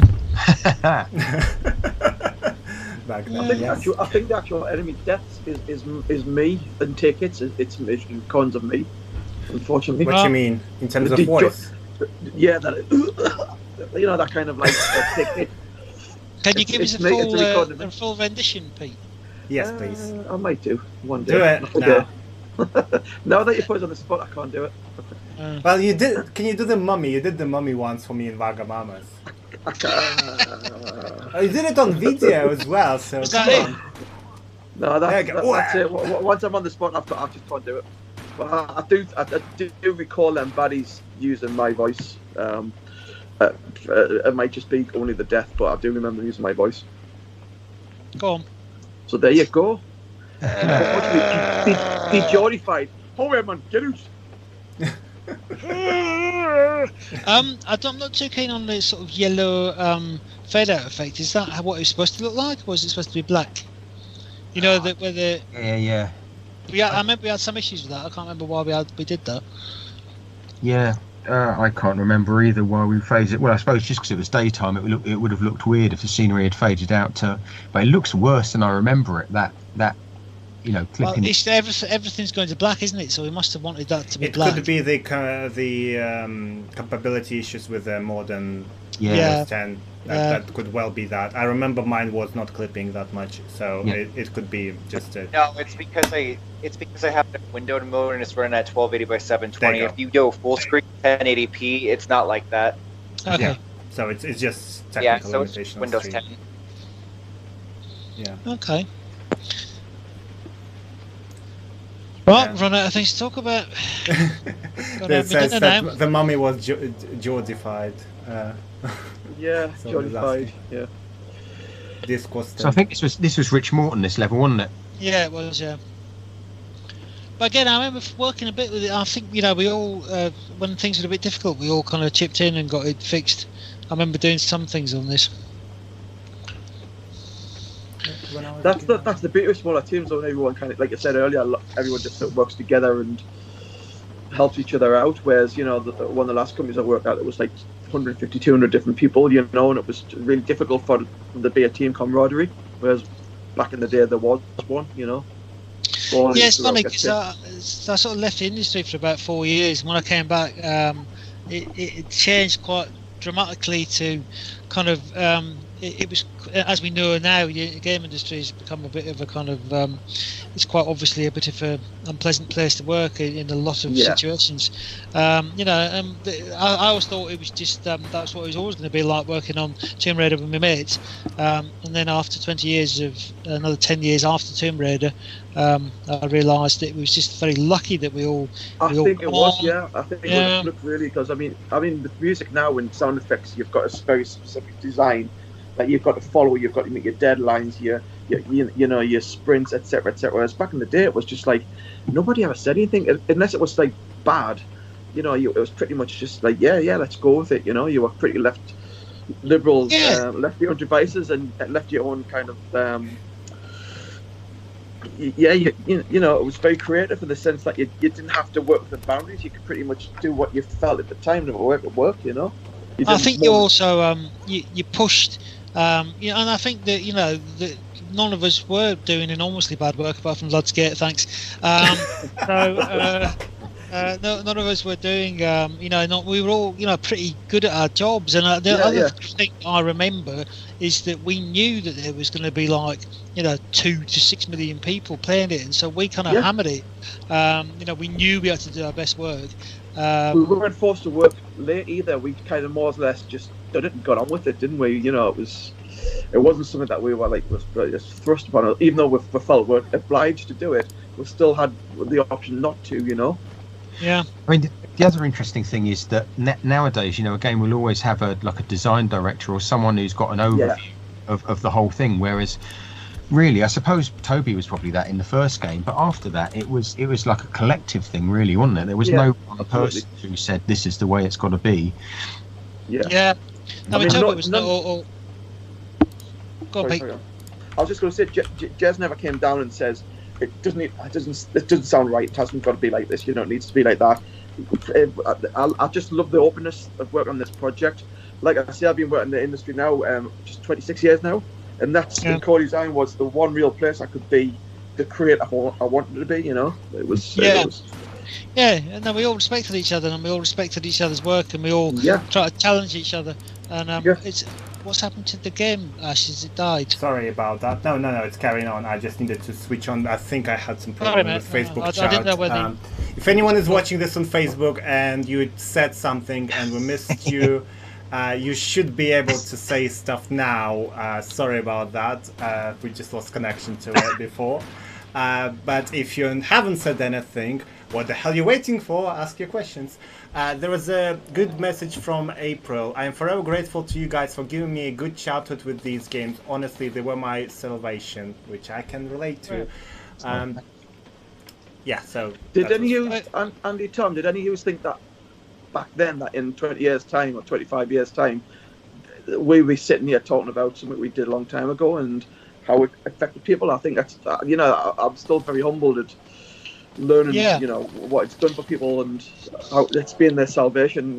People have done music or people doing art because of what you did. It's quite humbling. Yeah, I mean it's fantastic, and thank you all for for kind of loving it, because we loved it when we were doing it.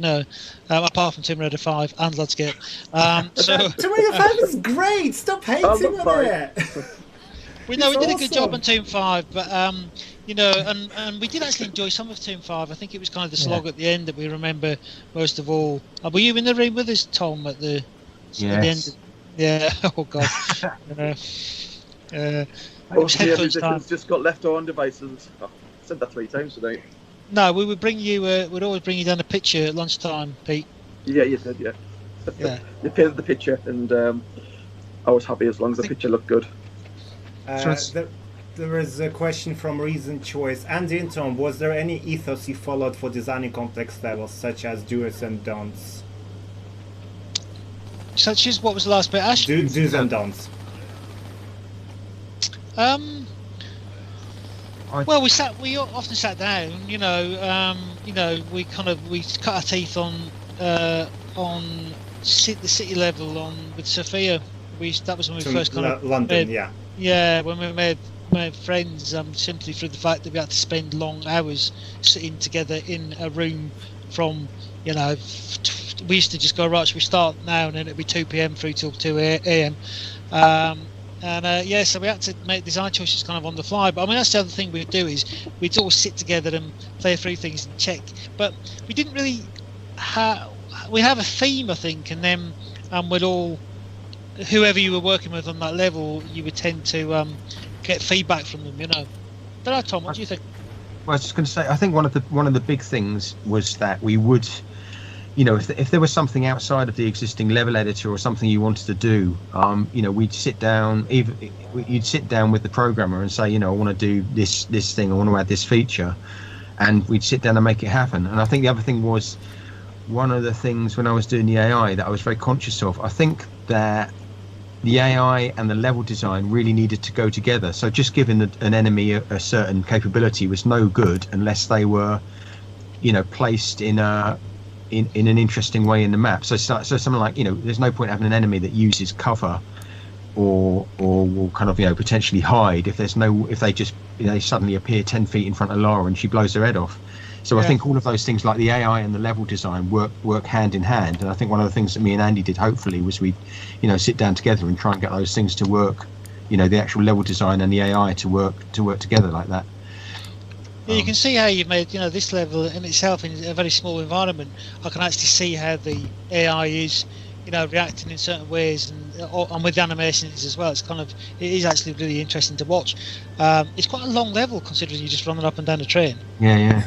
AJ just went to collect the secret at the very back of it. That's why it seems longer than usual.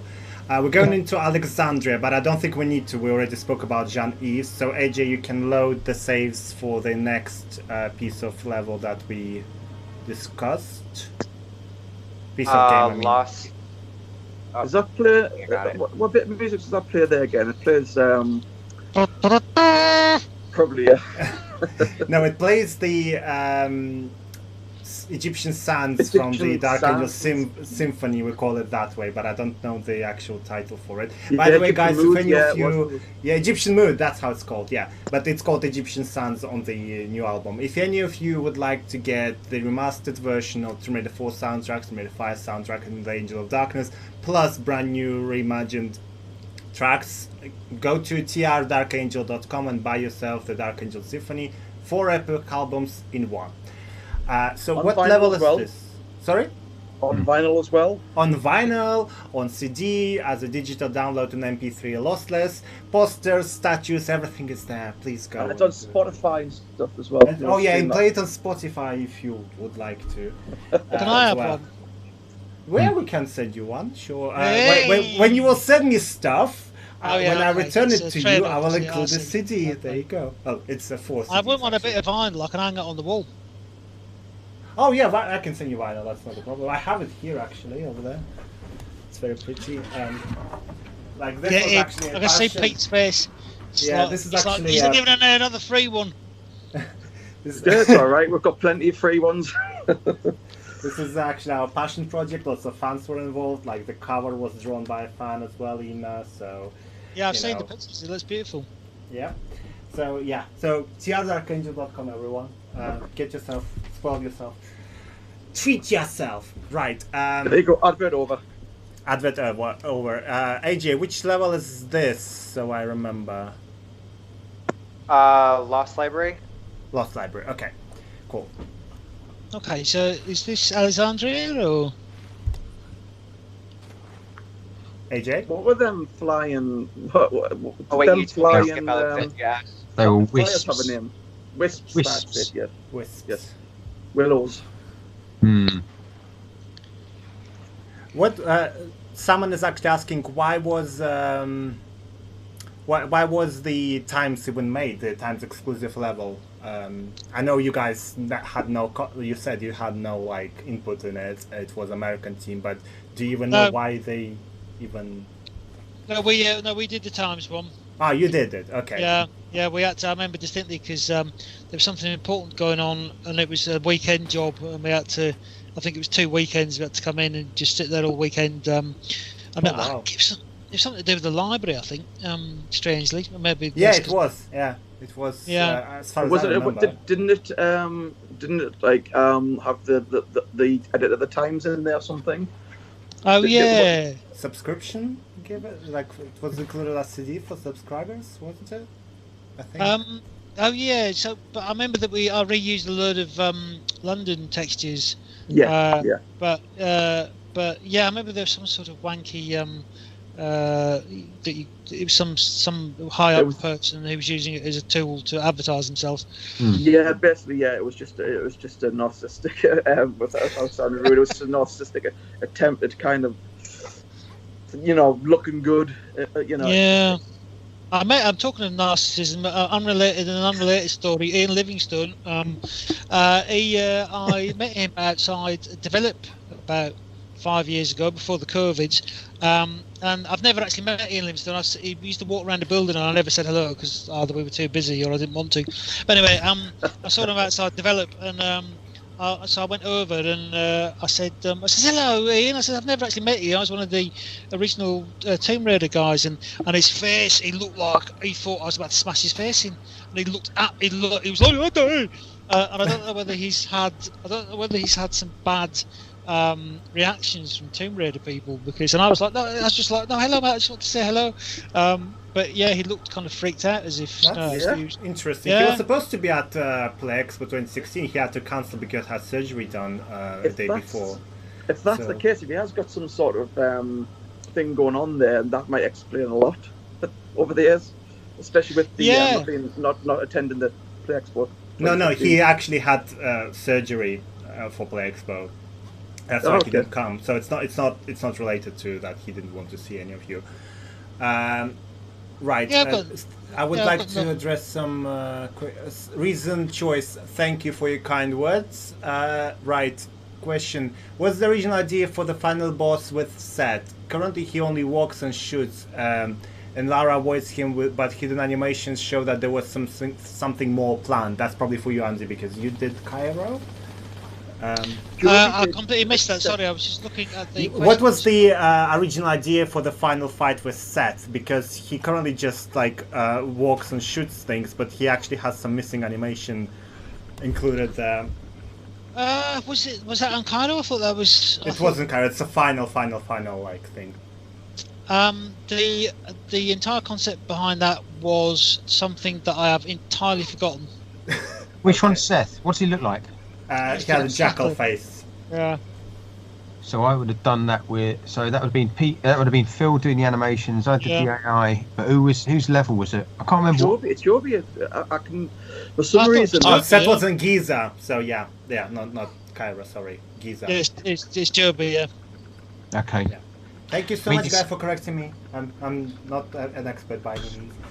So So just to say, so Phil Chapman, who did all of the enemy animations, was an absolute. He was by far and away the fastest artist and animator I think I've ever met in terms of doing character stuff. He was astonishingly fast. So he could put animations together like nobody. So he probably just stuck some in there.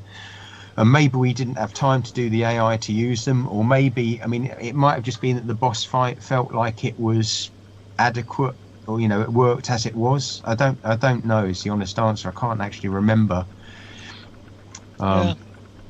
This looks like quite a bad, nasty little battle going on with AJ. Yeah. Do we know the idea behind the robots? Someone was asking that. Those machines and robots. Okay, so again, it's terrible. I must admit, I don't know if it's just because I'm senile or because it's kind of like PTSD where I'm just trying to blank it out. But I'm looking up this, and I know that I programmed these, but I have no memory of what why. But in general, I had this. Basically, I was playing a lot of Zelda at the time, and one of the things although I loved Tomb Raider 1 and 2, one of the things that got on my nerves was basically just all of the enemies you would shoot. I mean, it didn't matter what the enemy was, you basically would just stand there, or you jump from side to side and you just shoot it until it was dead.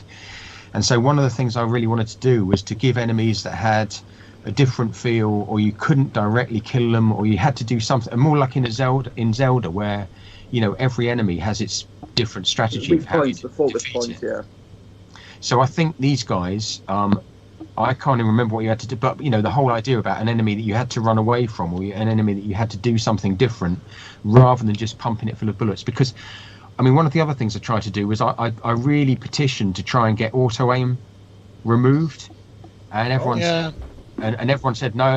It's like everyone's used to that it has to stay, and I can sort of see why they said that.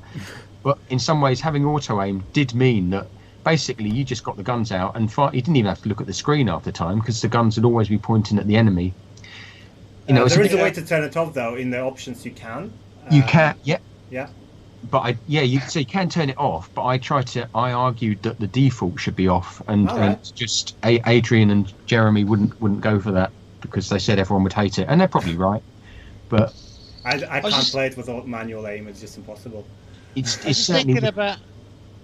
was thinking about some of the interesting AI design. Well, it wasn't AI design, but one of the interesting enemies from the first one that always struck me as a piece of genius was the Lara, the mirrored Lara, where you had to. There was a puzzle where you in Tomb Raider 1. Yeah. It was in here. You mean Doppelganger? Sorry. Yes. Yeah. So I know why that happened, because me and Toby used to read a lot of Ian Banks. Yeah. And he's written, I think it was in The Bridge, but we used to go on about this. There was a sequence where it was basically a mirrored coach journey, where a guy in the 17th century was approaching a version of himself sitting at the top of a coach, and they're both pointing guns at each other, and then they couldn't shoot because obviously it was a mirrored image of each other, and we were fascinated with the sequence, and it obviously popped up in the game. Yeah. But so read more books, young people, because you'll get great ideas. I'd forgotten about Bacon Lara. Bacon Lara, yes. Yeah, because it was meant to be kind of muscles and bone, wasn't it? But Bacon Lara. Because of the resolution on the PlayStation, it did look like bacon. Funny. Peckish now, talking about that. Right, I'm just... there is a question about All Hallows. Now, we tried to focus on Tomb Raider 4 with this stream, but I will ask anyway, because Andy, you did All Hallows. Tomb Raider, sorry if this asked before, but why was All Hallows cut down so much? Did PS1 limits determine the facts? Is there any chance a most intact version of this level still available somewhere? Now, I know the answer to this, but I want you to say it. So have you got a full version of it? No, I haven't. You should have it. No, I've got nothing. I've got a disc from Tomb with actual levels. I've got a disc from Tomb 1. So All Hallows was an extra level. I remember that was torturous, and I remember making it so hard that it almost made my eyes bleed. But beyond that, I remember I wanted to do a kind of haunted level again, and me and Ash talked about this, that it wasn't, I don't remember it being based around any specific church, but you said there is no one. Yeah, there is There's one outside the tower. Yeah. And there is actually, there are a few All Hallows churches in London, but I reckon that's the one, because, well, I reckon, because it's actually quite similar to what you designed, but I know you just by accident. Well, to be honest with you, I don't know if I'd seen a picture in a book of the All Hallows at the tower. I might have then tried to replicate that. But I do remember it had lots of backflips, and I remember just sitting there for hours playing it myself, like in the flow state where it's difficulty versus skill. And I was just in a state of flow for about an hour, just trying to do my own level. At which stage you need to ask yourself, if it's that difficult, then you shouldn't be putting it in a commercial game, Yeah. So, but All Hallows. Sorry, I didn't know there was a bigger version. Because no, they're asking whether you have a more intact version of it. No, it's because it was an extra level. So really, that was kind of again we tried to put everything in the universe into Tomb Raider 3 to prove that we were cool. And so we hammered it to the point where we were effectively kind of straw men by the end of it. We just worked ourselves to the bone to try and prove that we could do a better Tomb Raider game, which I don't think we did, but it was certainly a nice Tomb Raider game. So I'll be back in 2 minutes. Yeah, sure. See you going for a poo. Everyone goes for a poo. Good for Tom. Hey Ash, it's the 2-hour mark. Should I skip ahead to the Cairo? Yes. City of the Dead. Yes. I think I could probably do another half hour, guys, before my old man's eyes give up. Yeah. Okay. City of the Dead. Okay, so this is Cairo. This should be yours, and you're responsible for this. Well, it's going to be magnificent then. Also, I love the skyline of this level. Sorry, AJ? The skyline you used for this one, the horizon, so freaking epic looking. Oh, thank you. Yeah, and it gets like redder and redder more towards you get to the Giza. It's just incredible. Yeah, I love it. I used to make all my levels really dark, as we can see an example of here. Yeah, so she's about to drive a bike thingy. I was always like, yeah. Go on, Ash. I always wanted to like, can you just undo this thing on the side? It's annoying. I wanted just like so it's yeah. Oh yeah, you mean the whatever that's called, yeah. Yeah, that came out of. I'm pretty sure that came out of Indiana Jones and the Last Revelation again. He was driving his dad around. Yes, yeah. Yeah. Now I can't see it. The sidecar, yes, bro. I don't remember being. I wasn't really inspired by when I was making this level. I wanted to go to I wanted to actually put the City of the Dead as the graveyard in that's next to the pyramids. And we were planning to visit that. There is actually a massive graveyard called the City of the Dead, where they built graves that are effectively kind of house-sized, but we never got to visit. So I basically and also it's really difficult designing vehicle levels because you've got massive expanses to cover. I do remember this. Seems like we have lost Peter. I'm here. I'm here. All right. I don't know why we lost the video with you. I'll switch you back on in a second. I was just doing some stuff. So that fog effect. There we go. Just having to check you on. What kind of stuff? I don't want to know what kind of stuff you were doing. I don't want to know. Right. Okay. Yeah. Sorry, Andy. You were saying about fog effects. No, I just remembered there was some reason the fog effect was there for a reason. I can't remember why. It might have been to hide bad textures. To be fair, I think it added to the atmosphere a lot. Yeah. Yeah, see, I kind of grew up in a haunted house, so I most of my levels were like the island in Tomb Raider 5 as well. They were very creepy. Yeah, that was inspired by Hellboy and my growing up in Scotland in a very strange part of Scotland. Well, most of my level design on Tomb Raider appears to be kind of based around just trying to hide the traversal route, so you don't know where to go. Which is not good design. Mission accomplished, by the way. Thank you. It's sort of you have to keep your eyes. Blind. I have not played this level in years. I thought this would have been one of your favourites, AJ, that you returned to. It is one of my favorites, but Tomb Raider 4 is one of those games that it's so difficult that you only spend so much time with it at a certain point. Right. I do remember thinking I was being quite. Actually, I think this is the level, isn't it, where it's got the Reservoir Dogs garage in it? I don't think so. The world's smallest violin playing just for the waitresses of the world. And Steve Buscemi, that. I don't know if we're gonna reach that cutscene today, but I know there's a moment where she's trapping Von Croy and dogs, and she goes barking mad. Which is a phrase you're very proud of, Andy. Is it? Yeah, you hated it. That's why. I saw there's a quote in the giant Tomb Raider white pamphlet. One of something to do with the even by your standards, Von Croy, the Apocalypse is quite unpleasant. Or I thought, he used to be quite a good writer as well. Barking mad. Yeah, barking mad. Barking mad. It was so pretty. Like, I was like, oh my god, this is so cute. And Peter told me about it and said that you were like very ashamed of it. It was so Yes, it was. I think even though you were slightly ashamed of it, I think it was a proud as hell. Yeah. Well, we used to try and. I mean, I used to try and write Lara as kind of cynical. It was kind of the 60s James Bond, you know, where it was the quips, but still we wanted to make her a strong female character. We never wanted to make her into a sex symbol. We wanted to kind of keep her as a strong feminine character, you know. We probably didn't succeed all the time, but certainly as a team, you know, we did want to make sure she was a kind of female, keep her status as a female icon. Am I back? By the way, can you see me? You are back, but no, I can't see you at all. Your video is not. Are you a ghost, Tom? I am. Yeah, you're a ghost. Can you turn off your video and turn it back on, please? And I will. That should fix it.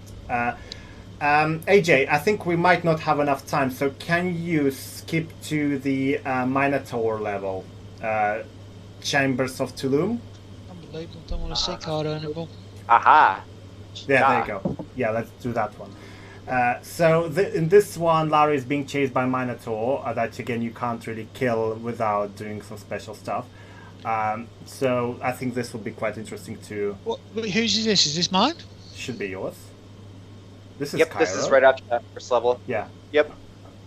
Yeah, so I did all the Cardo levels. Jez used to tell me my levels were very brown. I think he might have had a point there. Let's see. Like, why are all your levels so fucking brown?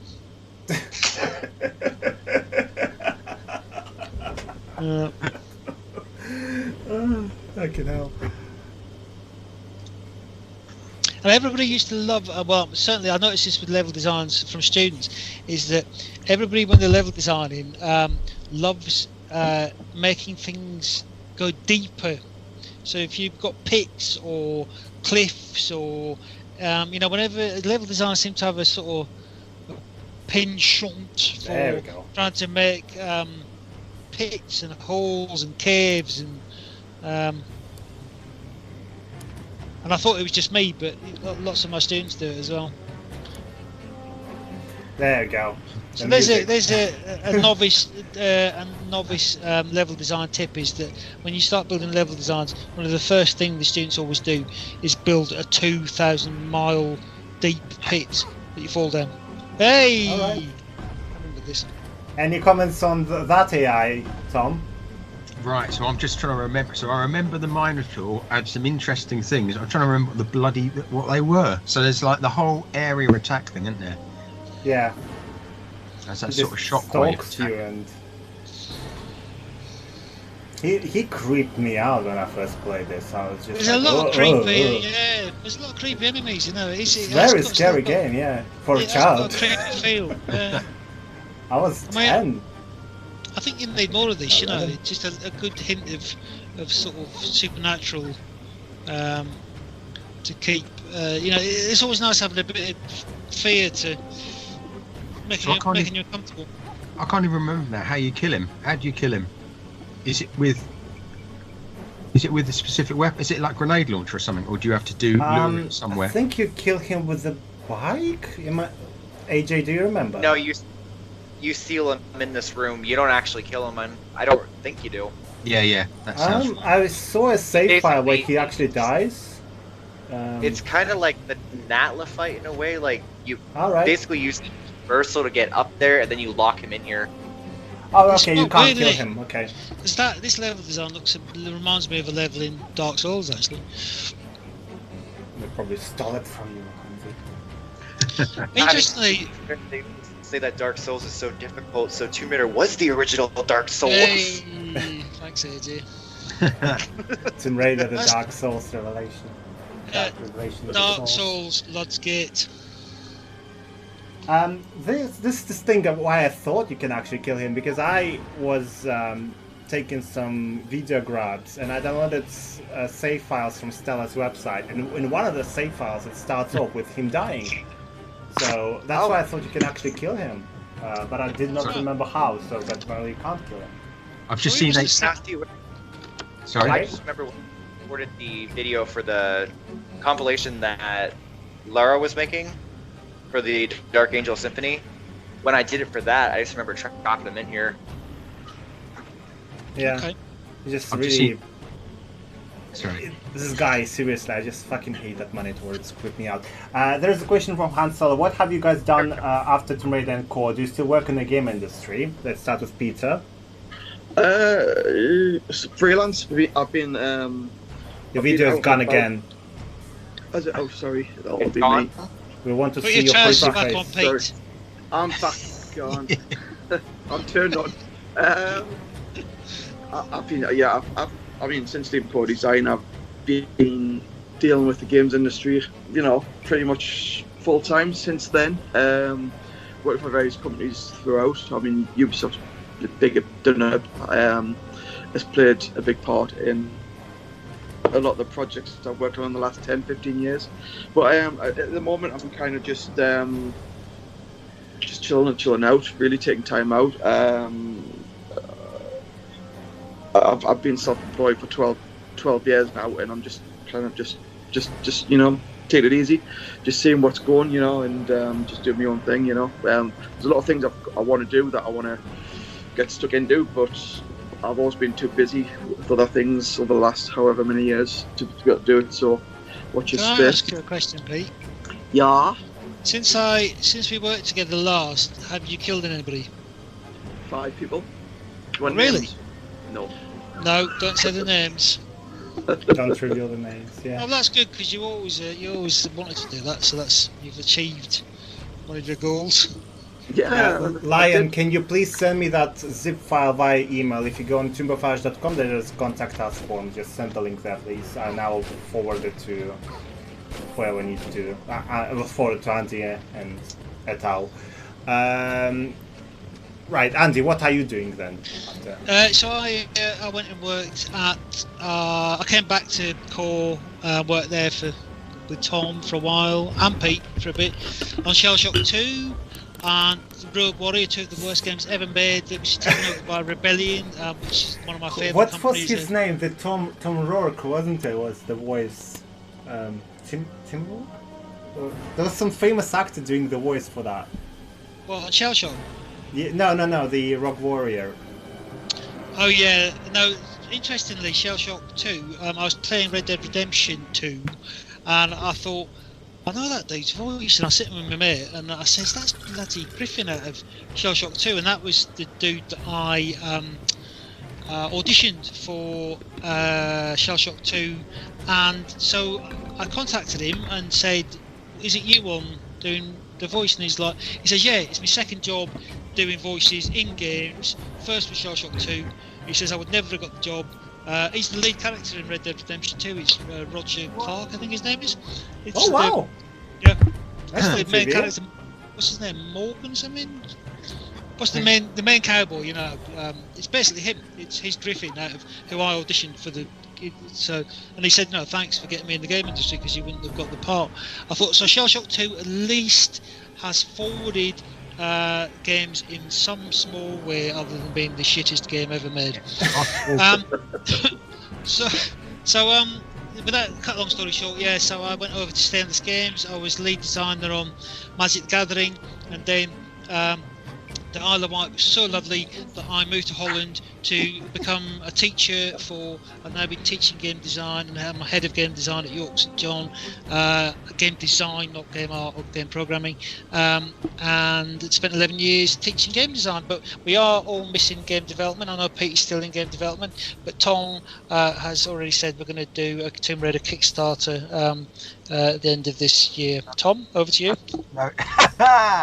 No, he hasn't. Good luck with that. So Tom, what are you doing then? So bizarrely, after Tomb Raider, I did various game companies. We set up our own company. Did some things. Never made any money. I worked for various games companies. I then went back to doing. So before I did Tomb Raider, I was a university lecturer, and I went back to doing that for a while. But now, bizarrely, I program tram simulators for training tram drivers. Oh wow! Nice. I don't know what. That's a big switch. It's good. But it's the games industry. I don't know. I still like to be in the games industry in a way, but it's just a bit. Unless you're very lucky. I mean, I think this is what we're saying really. If we were really lucky with Tomb Raider, and I think unless you're very lucky, the games industry nowadays is a lot of times it's not a lot of fun. No, there's too much of a script to follow now. There's a lot of politics. There's a lot of you can't open your creativity. You've just got to do this. You've got to do that. And don't get us wrong. Some people will work with that, but I think most of the people that work with that now, if they'd been now a situation 20 years ago, they'd be more creative and more understanding towards the open. I just want to clarify before we carry on that Kickstarter was a joke. You're not actually doing it because people will believe that. No, it is a joke, unfortunately. But we are talking about working together. Oh. Yeah, well, yeah, please do. You can create some, brand new character, which is a female and has 2 guns. Tara Croft. Cara Loft. Yeah. Laura Cruz. Well, no, the thing that I'm interested in is that is the graphical style and the feel of these type of games. And I'm a huge fan of Resident Evil as well. Yeah, that's my favorite game series as well. You know what it is? Minecraft is the thing for kids now. If you could do a Lara Okay, game, Boomer, it's Minecraft. Actually Fortnite these days. Yeah. But no, the game industry. The game industry has become toxic. I mean, I see the students, some students, who try to get into it, and it's become ghastly. I mean, we saw that towards the end of our time. Stainless was fine, but I mean, Rebellion was absolutely awful. And it's kind of like I do what but I try to watch out for the students, but it's a real shame. I think because with the size of some companies, that there's excuses for toxic people to get in there, and it's a real shame because we had. I don't want to work there now. I actually was trying to get into game industry jobs for quite a while to be a community manager. Well, there's still some good people out there. There's still some good companies. I mean, Ubisoft's been through a lot of trouble, but I think Ubisoft's been to be a lot of as Pete I'm sure knows. I know a lot of people in Ubisoft who are working in good parts of that company. So I just think it's a shame that there's just little pockets of knobheads basically. It's literally a case of too many cooks. It's a little, you just can't do what you want to do because you've just got to follow protocol procedure, blah blah blah. You lose the creativity. Sorry, Pete. Does AJ manage to get out of that bloody room? What's that? Sorry. AJ, have you managed to? Did you kill the Minotaur? I don't think he understands your non-English words. For some reason, the game ended up glitching, so I had to go back and redo the entire thing. Oh god! All right, okay. That would be Tom's AI. No, it's not my fault. 90s. Thomas is asking, do you think indie is the way forward then, Andy? I mean, he means indie development and stuff like that. Well, indie small teams, I think if you've got teams that are like the size of the Tomb Raider team, and they're people and you've worked with at game jams, then yes, I don't think single indie developers is a good idea. You've got mental and you need to know how to do, or you start losing your mind, I should say, and you need to do everything really.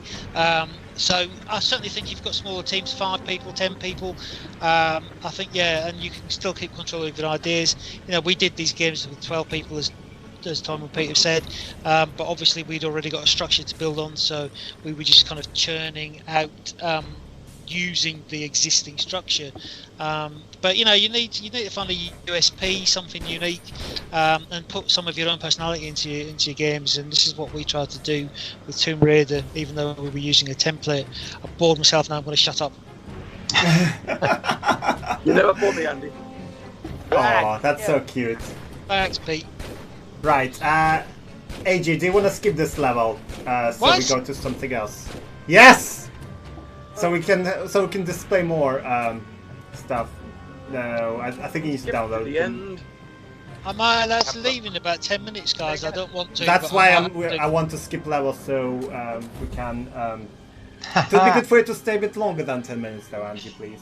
I can't believe there's a free running fan. That was my idea. Woot! Hey! That's not the level we want.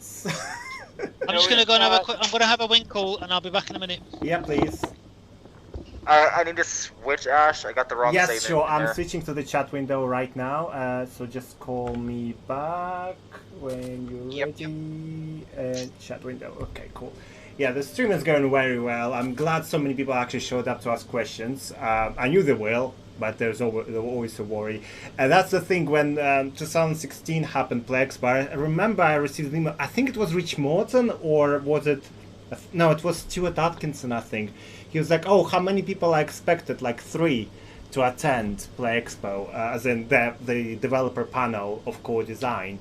And when they actually seen that they actually got prime time, and, well, you guys, well, Peter was there, but he wasn't like on stage because he's scared of people. But like, they seen that it's a prime time, they go on stage and there's like a huge amount of the crowd, literally, because that was the main stage, and they told me afterwards saying that they didn't expect that, you know, that still people actually remember, people actually still play the games, and that, you know, that it had so much impact on them. We actually showed the messages from fans that left to us, that, you know, the amount of impact the game had on them and stuff like that. So how do you guys feel about all that? No pressure. How do we feel about what? Sorry. About, you know, that your games are still being played, they're still cherished, that there's still this. Look at the chat. How active that is. It's amazing. It's very humbling, and it's sort of grateful as well. It was an odd experience, and I think we were very lucky to be part of it as well, in terms of creating it. So absolutely, really, yeah. People still you never sit back then. You don't sort of like develop the game and say, we're going to be talking about this in years to come. It's just a natural phenomena. You know, it is what it is, and extremely humbling. What we're talking about? Free running. You need to turn on your talk about your webcam, Andy. All right. No, we were just talking about the Play Expo, how you guys didn't actually believe that it's going to be more than 3 people attending the panel, and then there was like a crowd of a couple of hundred and stuff like that. So it's lovely. I mean, you know, I think obviously I just caught the end of that. But I think it's just fantastic that everybody's so supportive and so loving to the games. Really, you know, we love them, and it's fantastic. And as I think Pete said, that, you know, that we've changed some people's lives is amazing. Because obviously we didn't think that when we were sort of pimply little kids making these things, you know, 20 years ago. Or in Tom's case, a pimply old man. Hey. Which shampoo do you use, Andy, for your beautiful hair? Oh, right. Because I want an advice, because, you know, mine's are not as good as yours. Yeah. It's a swimming cap. I'm just hiding my beautiful locks underneath. There you go. AJ is back. So I'm just about... Now on the trenches. Yeah, trenches. Okay, cool. I'm just switching to the game screen. Yep, carry on. We're switching to it now. Whoop. Oh my. Yeah, I was just saying it's really difficult to design vehicle levels, because you just got to build massive. I remember actually I've got all these. Some of these textures I got off the oh god, what's it called? The it's in I've just got it written down somewhere. Uzbekistan. It's the giant. Yeah, you know, the giant. That's near where I am from. Right. Samarkand. Yeah. So basically, I got, you know, so we just took textures out of books, and then if they looked amazing, you know, the Islamic kind of decorations, and then you know, we would just kind of make a wraparound texture, and then in my case apply it everywhere. They do look similar. Yeah, they do look they do look to the Central Asian kind of thing, because I'm from Central Asia, I'm from Turkmenistan, which is next to Uzbekistan, effectively. But the textures here, I would never guess it until you actually said it. Now I can't unsee it. Yeah, it is very. I've never been to Uzbekistan, but it is. Yeah, I can see it now. But this is how I would imagine the Cairo to look as well. So, good job. Yeah, we had. Thank you. We had quite a lot of books, obviously. So I used to think it was really clever to hide things from the player, which is really irritating. But I can see that AJ is really enjoying this bit. There's a question for you, Andy. Is there any particular learning resource you recommend for games industry? From Thomas. The games industry. I think both Tom and Peter have input on this as well. But I mean, Gamba Sutra and Games Industry, GambaSutra.com and GamesIndustry.biz. And certainly the GDC talks, there's a lot of them available on YouTube. So you need to kind of specialise either in programming, art, or design. So to kind of work out which one you want to move into, and then try and maybe watch some videos, look at some Gama Sutra articles, and kind of get your head around what you want to do. Really, I think is my tip. I don't know if you guys can think of any resources. Or you could just say, you should come to the York St John University and I'll teach you everything. This is what you have said. This was your time to recruit students. You should come to the York St John University.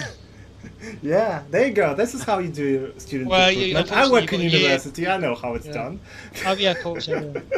I think they've all been. I don't think we can take any more now. Actually. You what? Sorry. I don't think. I think clearing stopped now, hasn't it? So we can't. Oh yeah, it has stopped. Yeah. But there's always next year. I think the question. Come along. Sorry. On, yeah, Tom. I was just going to say, I think the question was game design in particular. Yeah. Yeah. Yes. Can you anywhere? I don't know. I used to. Hang on a minute. I'm just going to turn around and look at the books behind me. Because I can't remember his name. Thingy Shell was good a few years ago. I don't know if it's moved. Oh yeah. Jesse Shell, yeah, no, he's good, yeah. It's a book of lenses, yeah. Can everyone please look at Peter, how he's frozen in the frame? It's brilliant. I'm gonna print screen that. I need to print screen that. Peter, do you want to restart your video? Because you're frozen. Yes, I'll do that, yeah, I'll do that. You're frozen in a very pretty pose. You're like a dreaming girl. It hasn't really moved on since there, Tom, because it's, game design is kind of a new design discipline, really, because I'm working in a massive design department. I've got graphic design and I've got interior design and so these guys have got a series of techniques like the double diamond technique, and they'll talk to me about it, and I'll go, well, it doesn't mean anything to a game designer because we've been building a set of rules and regulations, and it's only been going for 20-30 years. So I mean, the main I learn a lot of seeing similar design techniques that students use and how to correct them to make games playable, really. But I mean, you will get a lot of great stuff off GDC and Gama Sutra and I mean, I think the other thing is just really analysing games that you like. You can just really take things apart, and it's a technique my kids used to call ruining the game. When I used to get Zelda, for instance, and just try and analyze every aspect of the way the camera works, the way the controls worked. There's a real kind of science to it, and you can really analyze a game and see, and there's really interesting stuff like health. Like health is really interesting in games. Like health packs in Tomb Raider is absolutely critical central things in Tomb Raider, but in some ways seems quite dated now compared to having health regen. And it would be interesting how Tomb Raider would be different if you had health regen rather than picking up health packs, for instance, because health is quite a dated mechanism now. Yeah, I mean, I'm sort of deconstructing Fallout 76 at the minute, and it's like it's got so many systems in it that it's just system upon system upon. It's got a variety of in-game economies. It's got various methods of health management. It's got survival, it's got strategy, it's got I wouldn't say it's the greatest game in the world, but if you want to get started on actually understanding how to break games down, Fallout 76, although not a and I know that people will go, "What's he talking about?" But it's just absolutely chock-a-block with so many different techniques that you use in game design. That it's a fantastically deep game. You can play it so many different ways. Shemislav asked before if there's a plan to do a similar stream for Tomb Raider Chronicles. Jesus Christ, please don't do this to me. I've streamed it on my birthday actually this year. And I felt quite emotional because, you know, Tomb Raider Chronicles was my first Tomb Raider. I actually cried at the end of it. That's a 5-hour-long stream for me. And I only played we cried 2 at sections. Tomb Raider 5. Yeah, I know you said that, but like I played only 2 sections. I think I played Rome and I think I played the island. And then I played like the rest of them. I think that's what I did anyway. And I played the rest at the end, like a week after that. But I broke down because I remembered myself literally on that very day, 17 years ago. And I'm getting all personal here now, but I attempted to kill myself. Basically, I was 15 at the time, and literally my friend, who was a Tomb Raider fan, talked me out of it through MSN. So if not Tomb Raider, effectively, I wouldn't be here, and you know, wouldn't be here with you guys today. That's amazing. We might do Chronicles. It's up to you, Andy, and the rest, if you want to do any other games. Yeah, well, I'm sure that, you know, if these guys are up for it, then, you know, you can never shut me up as. Is there a Tomb Raider 6 stream too? Yes, there is, with Peter Connolly and Murty Scofield on this very channel you're watching this. Just dig through the previous videos. It's 2 hours or 3 hours long, so be prepared for it. It's not entire game though, as always, because it's too long. But yeah, there is. But yeah, sure, if you guys are up to do Tomb Raider 5 or... Jamie wanted to come along for... Did Jamie work on 5? He did, yeah. And I also contacted him. He didn't. No, I didn't know. Well, we can do his levels for this as well. It doesn't have to be just one stream for one game. We can do multiple, and I'm willing to, like, if it's similar times after 6, I can do like pretty much any day now because I finish work at 4:30. Are we allowed to? Can we have dinner at some point this evening? In a bit. I can't believe you had burritos, didn't you? Unbelievable. I only had one of them. You know, when I just went off for 5 minutes, I just basically went out and shoved a burrito in my face. Yeah, I had some weird noodles. Right, AJ, do you want to skip to the last level so people can go? What's going on with Pete now? What's his some sort of power position? Look at him, yeah. Yeah. So I'm just checking. Okay, we'll stop at Street Bazaar then. Yeah, no, can you go to the very last one, which is with Sed's Tomb, or whatever it's called? I was actually quite pleased with how that level looked, thank you for asking. Which one? That one that AJ was just playing, it looked alright actually. Trenches, yeah. The first one looked a bit stinky, but that one was good. Alright, one last quick... No, Jamie Morton didn't work on Tomb Raider 5, sorry. I had to just double check that. Did he not? Sorry, AJ, were you saying something? Sorry, one quick change, Ash. I just gotta move that over quick, I already had the thing. Yeah, I already switched to the chat, yeah. Oh, fine. Cool. So yeah, we're gonna play the last level now, just so these old men can go to bed. Unfortunately, that is true, isn't it? That's basically... I'm only 18 after all, I can stay up late, but these people can't. I'm just looking at the chat, it doesn't seem like there's any more questions. Someone says, Tomb Raider 4 takes me a year to finish, so good luck to anyone trying to stream it. That was Shemislav. Yep, that sounds legit, because that's how long it took me to play Chronicles. It would be interesting seeing Chronicles, actually, just because we did all hate it at one level, but I think if we watched it again, we would probably be going, oh, God, probably enjoy seeing that stuff. Yeah. No, at the time, it's actually a good game. It's actually a good game. Short and sweet, but it's actually a good game. Yeah, question for Tomb Raider 3. The assault course is the Eliminator from Gladiators. Not sure what they mean by that. Possibly. I mean, I think Gladiators was on at the time. 1 sec, AJ. I'm just about to switch to your window. Might be influenced. Yeah, probably. There we go. The last level. There's a set. Nearly there. Last one I'm on, it's brown with the seam down the middle. Tomb Raider Chronicles, Thomas says, took a step forward with the AI and the puzzles are innovative. I actually agree. Tomb Raider 5 for me is the perfect Tomb Raider. It combines all kinds of aspects of what you love. There is stealth, there is tombs, there is young Lara, there is kind of actiony stuff at the last levels. The last levels I hate the most because of the bugs, but they're still great. Look, and sorry, let's just watch that cutscene. It's absolutely beautiful. Like, I love it. Oh yeah, I remember this. This one. Yeah, lovely. I need to get into my power position. Do it. Look at those particles. Yeah, that I took can't forever to render.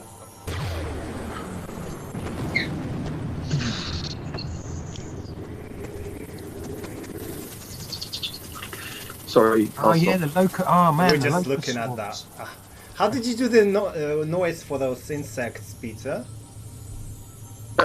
It'll be from a sample library.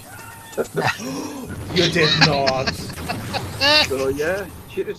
I used something off the shelf. There is a question from Terranity to Andy. Were you worried that players would find Cairo section too confusing since going back and forth through levels? No, as I said, I used to kind of that used to be my level design technique. Was there was a lot of going back through levels and backtracking. And we used to try and extend the playtime of levels with backtracking, but no, I used to. Part of my level design techniques was confusing players, so I apologise for that. Yeah, I have learned since. On coming back to that, then, what would you change in Cairo section if you were to do it now? Well, I'd have to actually look through them, and I was just watching through some of it there, and you know, I would probably put in some clearer. Let me see some reference points. It's quite hard to. It looked like it's quite hard to try and find your way around. So it would certainly be a case of putting in some clear reference points. Probably not trying to hide everything. I do remember I was quite pleased with some of the puzzles, but I mean I'd have to look through it again, you know, carefully and play it because we're watching this briefly and not really following it as closely as we should be. What's that noise, Peter, of Set? How do you do that? Which one's that? The one he goes like. I don't know because I can't hear it here, so I'll need to. It's like growling. It's like an animal growling. I couldn't say at the moment. Okay, there is no boss fight here for Set. Any particular reason? This is all from Terranity. This is the last question from her. Why was there no boss fight? Yeah, boss fight music. Sorry for Peter. Oh, sorry. Was there not? No. Oh my god! I remember you, that I'm pointing here. You can't see it's pointing, but that kind of like that light thing that's shining down was a sound on that. And I think at the time I wanted the sound of that to be dominant. I remember there was a lot of problems with that sound as well, which eventually can't believe resolved, you just were like, is there no music in here? There is none. It's strange because I remember playing Tomb Raider 3 and playing the final boss, thinking there's no boss music here. Let's make some, and there's none on this. But I think it had something to do with the sound that I wanted to be focused on, coming from that kind of. Or you could just say, down. Tom forgot to turn it on or something. You could just. I think that's it, you know. I think that's it. You've jogged my memory. Oh, that game is freezing like that. I asked and Tom said, no, it's not coming in. So one of the things with regards to level design that I did that I have just remembered watching this is the fact that all of Tomb Raider is effectively traversal design, so it's really kind of finding a route through the levels, and so really there's a huge satisfaction. Uncharted kind of does it reasonably well, but you do love Uncharted, do you not? Yeah. Amazing. Yeah, and it's a case of there's huge satisfaction of actually finding a correct route through the level and then looking at another, and then standing on a new platform and then strategizing as to where you're going to jump next, and then you've got to either walk and do a running jump, and it's all a strategic traversal challenge the entire. So in a way, it is very much a case of trying to hide your route through the level, and then it's a reward once you find your route through the level. And you know, Uncharted for instance, Uncharted puts loads of bird shit on the ledges, and Assassin's Creed does it as well, where you can find your route through the level. But we didn't do this, and certainly with the PS1 controller and the D-pad, it was very much you had to lock yourself precisely in the position.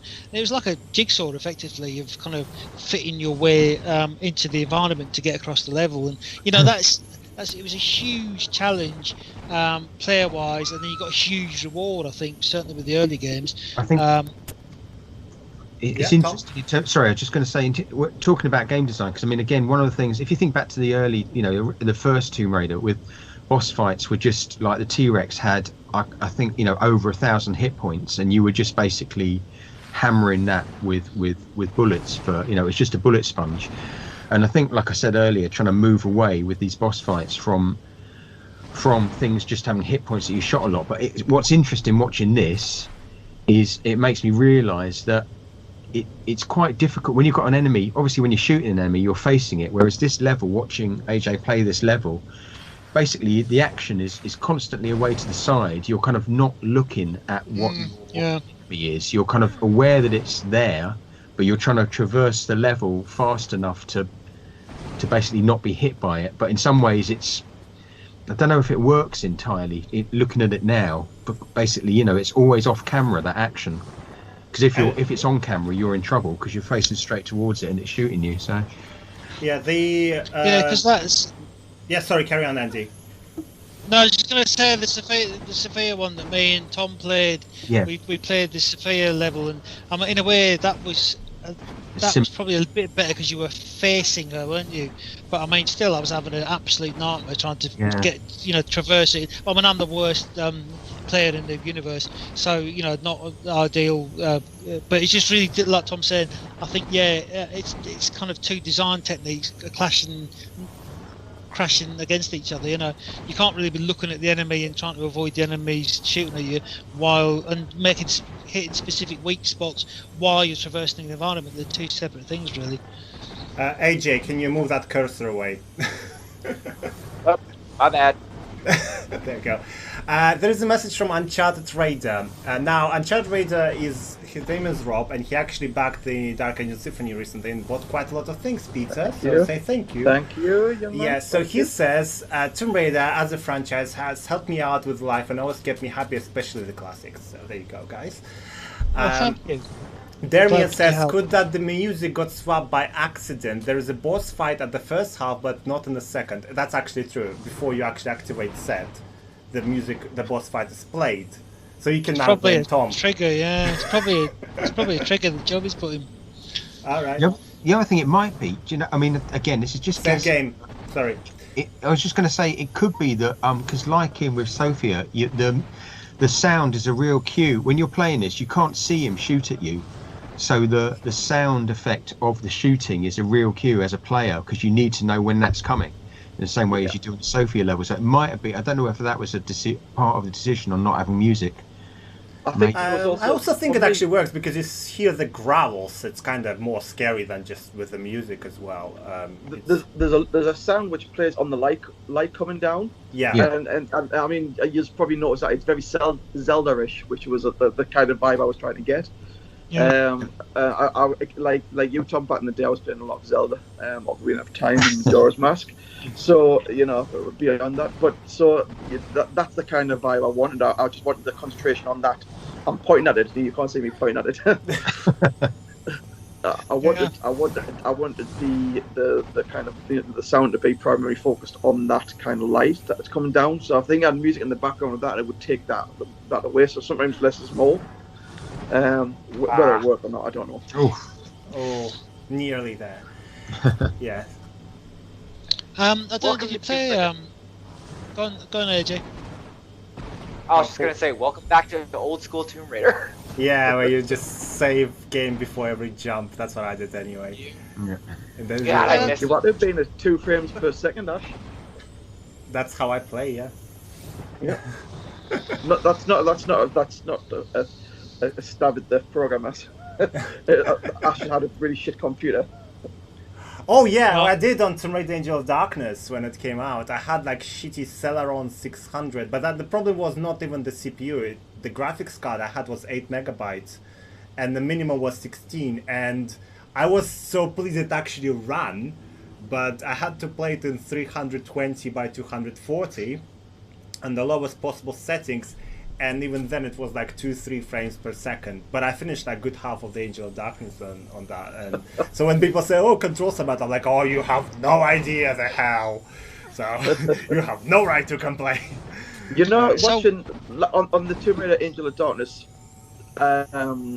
live stream that we did last year with Murdy, I was really, I mean, I never played the game after working on it, but I was really surprised to see how it kind of flowed. Yep. It was really interesting because it looked actually great, and I was a bit confused at what it survived time quite well. Yeah. Sorry, I think Andy, you were saying something? No, sorry, I was just looking at that texture, wondering how you knew how to climb it. It's a bit, we assume that you can because it's around one specific area. This is how you guess that it's. That's with me anyway. AJ, are you the same? Pretty much. Like it was back in that day. Like we didn't have white ledges and all that crap, so we pretty much just had to figure out like what is climbable, and it kind of makes a thrill. Like, yeah, that's it. You see, it's kind of like finding an invisible wall in Dark Souls. But I think you probably do need to guide the player a bit. I mean, so the new Tomb Raiders have got that clear wall, haven't they, that you can leap across and with the pickaxe and grab onto it. You've got a clear wall and you get an ice axe and you can jump and grab on the latest Tomb Raiders. This is basically it. This is the end of the game now. Just so you guys know, I have that Ankh tattooed on me. Hey, nice work. I actually have ancient Egyptian words here, like Lara's. AJ, come on.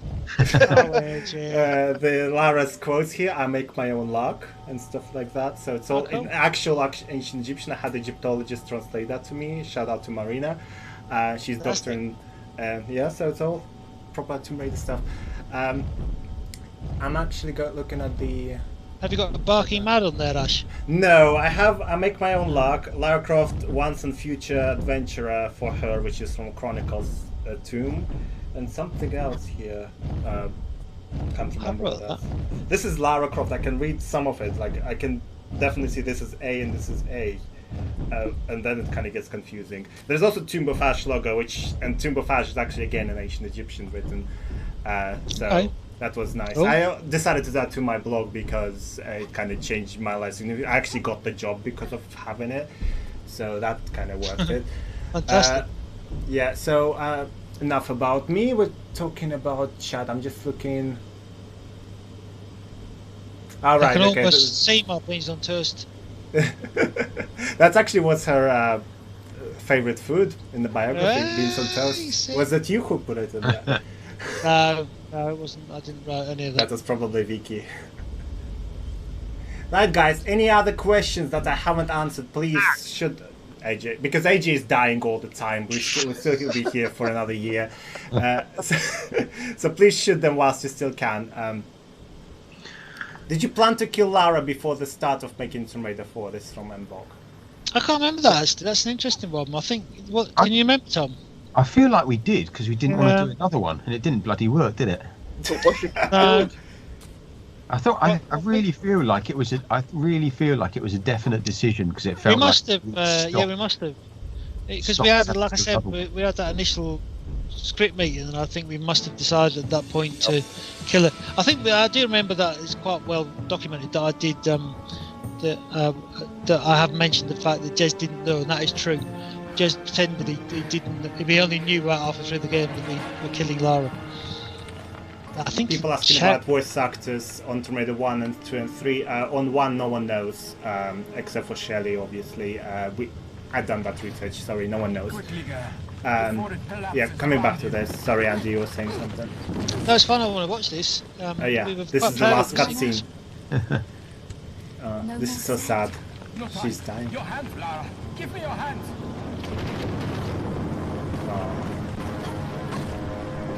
Take my hand. I can pull you to safety. I can pull you to safety. I couldn't leave you. Oh.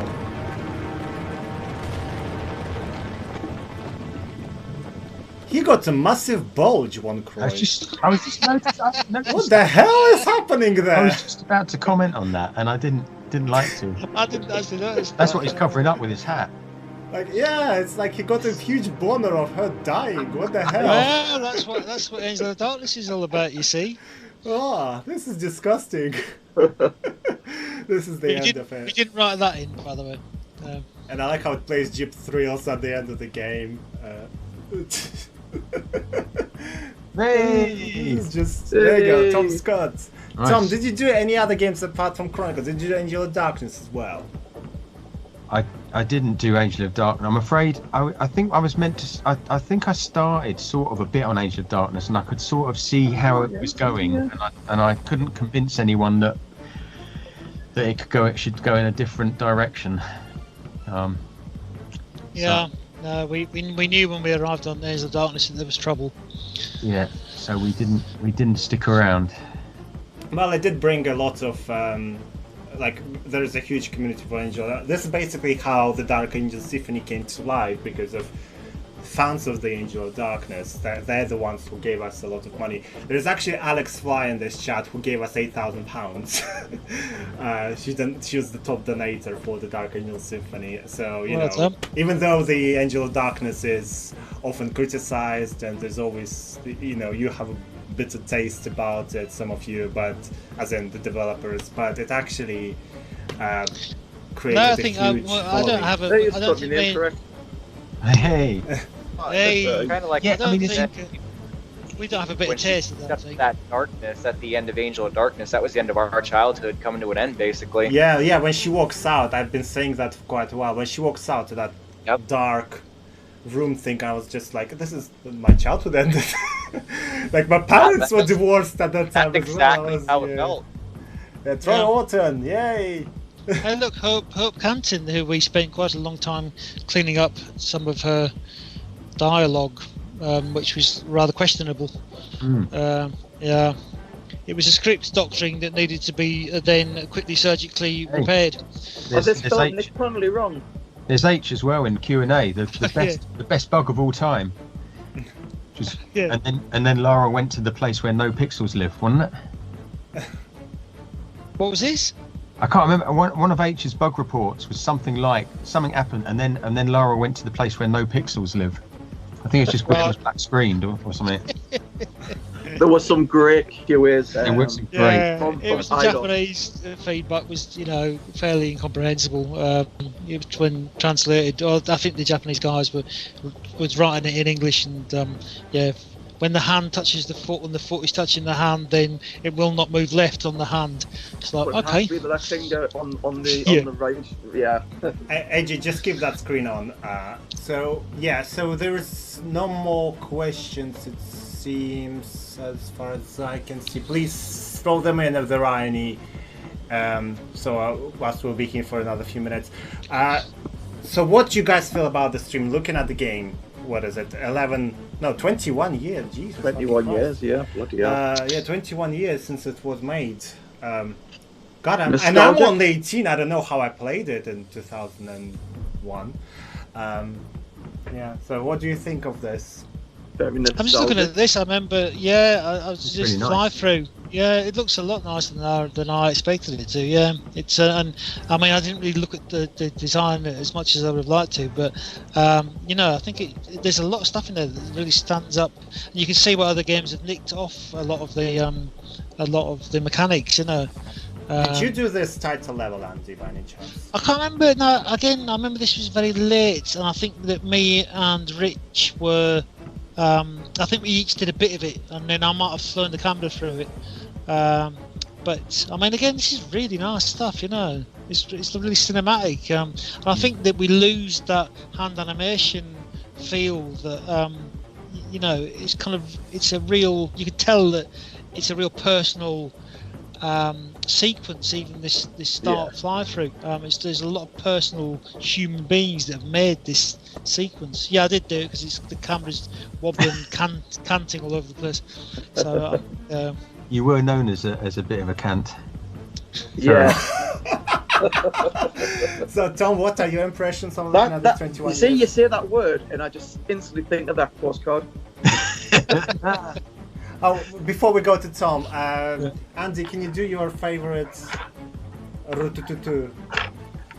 Sorry, what am I doing?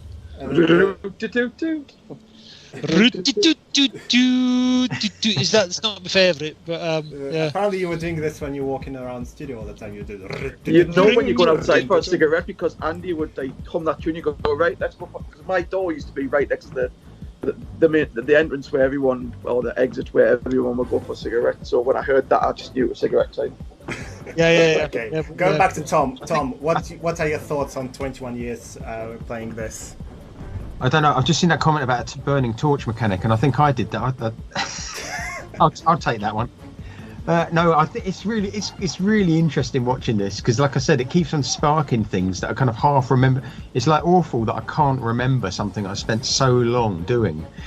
But I mean, it's kind of like it feels partly like it's all coming back to me. It's like some sort of dream, but I can't work out. It's because you're in the zone. You're in the zone quite a lot that you stop thinking about it and you just do it. So it's not until you look back retrospectively that you appreciate it or remember what you did. There's just so much content. I mean, that's the other thing. Is I mean, it's in some ways, although it was a year. I mean, it was only a year in development. 12 people over a year. I mean, compared to not even that, 10 months really. That's right. Yeah, probably 9 or 10 months. And considering that, there's so much content in it. It's huge. It is. And I think that is the benefit of having a deadline, and also having that 1 million people are going to play it, and also you're going to get paid royalties. So that, I mean, but that it was always. No, I'm not going to. But I'm just saying that we knew that it was to do with the creativity, that we knew people were going to see it. I think with a lot of indie games, when you start building a game these days, you think, my God, there's probably only about 2 people going to see this, unless by 1 million to 1 chance it's a massive hit. We knew we were making stuff for a massive audience. Yeah, it was a dead cert, wasn't it? It was an absolute dead cert. Yeah. Peter, before you answer your perspective from 21 years after this, how were Tomb Raider 4 and 5 effects made? What would you use? Ask that again, sorry? Sound effects with Tomb Raider 4 and 5, how did you do them? It was a mixture between just live recordings or just general manipulated recordings or stuff pulled from sample libraries. Just like in Angel Darkness when you're pulling down your pants when she was taking... that kind of thing, yeah. I mean, a lot he also had a... Sorry. He had a washboard as well. He used to have a washboard and a skiffle band in his back of his. Yeah. I mean, throughout the whole Tomb Raider, that I kind of gradually got more into kind of like doing live Foley work. I mean, all the footsteps, for instance, on Angel of Darkness was all recorded around Markeaton Island. Sorry, Markeaton Park. Oh, yeah, so me and Martin went around with the DAT player and dangled the microphone from the DAT player and just used our footsteps on different surfaces. That's how the sounds were created for that. Okay, so what are your thoughts on playing this 21 years after it was done? 21 years just sounds way too long. It just feels like yesterday, if I'm being honest. It's a lifetime. I can't believe it's been that long ago. It's like that time has just whizzed by, and it's great seeing it. I'd like to actually play it properly myself now, because AJ's done a great job, but you don't actually experience a game until you play it yourself, and it might be nice to actually play it. Yeah, so there's quite a few fan patches you can use as well to make it more playable and like a bit more forgiving with things, and also make it widescreen as well. Sorry, can Peter, I have all those patches, please? Yeah, I will send you the link. Peter? Yeah, I was saying it. I can't remember now. Sorry, carry on. Sorry, Lion, they did not play that fan game Angel of Darkness 1.1. Sorry about that. I know that you haven't, guys. Thank you for all your hard work you put into this game. This is one of my favorites. This is again from Uncharted Raider, Rob, who we mentioned before. I don't think there is any... Well, thank you all for playing it. Thank you, for all enjoying it, and thank and we're so happy that it's changed some people's lives. And as you've said, it's amazing. We would never thought when we were sitting in our grisly little chamber, I like it. At 5 in the morning, that we were changing people's lives. So that's fantastic. And we made lots of friendship because of these games. Like I have friends literally in most of the countries in the world. Like I could go to Russia tomorrow if I want to. I know people there. I can go to South Africa for fuck's sake, like, you know, and I get people visiting me from all over the world as well, just because of this. So it's a life, and I'm sure like lots of people can relate to that, and it's a life-changing experience, surely, and AJ will relate to that as well. So to be involved with it, it was just, it's, you know, it's, you don't get offered that opportunity often in a lifetime, you know. So I think I think I would probably say as well, even though it's done, it is where it is. It wasn't something we set out to be. So we just kind of went with the flow, did our best, and this is how it ended up. So. Yeah. Right, I'm just typing the link to Tomb Raider Dark Angel if anyone wants to purchase the remastered music from Tomb Raider 4, 5, and 6. So it's original tracks, but remastered for for your current hardware. Plus, there is the Dark Angel Symphony, which is and a separate album which has these musics completely remade and redone. It all comes as one big package of 4 CDs, or in this case vinyl, but the vinyl is only including the Dark Angel Symphony itself. All the details there. You can get the downloads and stuff like that, so please have a look. You can get posters as well, and all the proceedings are going to mine and Peter debt that we owe to lots of loan companies. We paid in £100,000 out of own pocket to make it happen. So if anyone feeling generous, by all means, there you go. That's a nice tie-in. Now, guys, are we doing another stream at some point then? I think so. Yeah. I think pencil it in. Why not? Pencil it in, Let's get Jamie as well, and I'll try and get Sonia as well. Yeah, that'd be pretty cool. Yeah, the more the merrier, really. Yeah. But thanks everybody, and you know, thanks, as I said, and it's great to see everybody again, and it's great to actually see the game and not be embarrassed by it. So that's there's nothing to be embarrassed. It's beautiful. Great to watch you. Thanks, AJ, for playing it much better than any of us could. And also, Dr. Willett loves Sandham's accent, because Dr. Willett is a character from Tomb Raider 3 and he is Scottish, so he loves your accent. Sorry, you were saying thank you to AJ and I just interrupted you like an asshole. That's right, I was just going to say also thank you. I'm sorry, we've been kind of keeping an eye on the questions on the side of the screen, and sorry we haven't been able to answer all of them, but everyone's comments about how they've played the game and how much they've enjoyed it, been kind of watching that while we've been doing it, and really appreciate that, guys, and thank you very much. Thanks. Yep. So thank you, AJ, from Survivor Reborn for playing, because I would not be able to do it, whilst also monitoring the chat and doing that, because that was fucking disaster when we were playing Danger of Darkness, I'll tell you that. We need to thank you to you as well, Ash. You're the main one that keeps bringing core design back. Nothing. It's not about me, it's about the fandom, it's about core design, it's about our love for video games, it's not about me at all. So yeah, guys. Thank you, Ash. Oh, okay, I will accept that. We will have another live stream because they just promised, and I will sue them if they will not do it. So yeah, I have that legally recorded. So I will announce it on our social media. So just please, because I know that Saman and Dr. Willett missed it, but please put notification sound on my YouTube channel so you don't miss it when I'm going to announce it next. And thank you, 3, for being part of this. I know it's way past your bedtime. Yeah, absolutely. Yeah, so you can go have your beans on toast. Beans on toast. Peter can have his cocaine, and Tom can have his burritos. Yeah, and I will end the stream on the final comment from Lion here. Thank you again for all core designs, hard work with Tomb Raider, free running, Rick Dangerous still remembered. Machine, I can't pronounce that. Jesus. Machine Head. Oh, there you go. It was just translated like. Hey, don't forget. Rick Dangerous, yes, they said that. Yeah, Jaguar XJ220, Blam. It's all there. Yeah, and don't forget. trdarkangel.com. Get yourself a soundtrack board.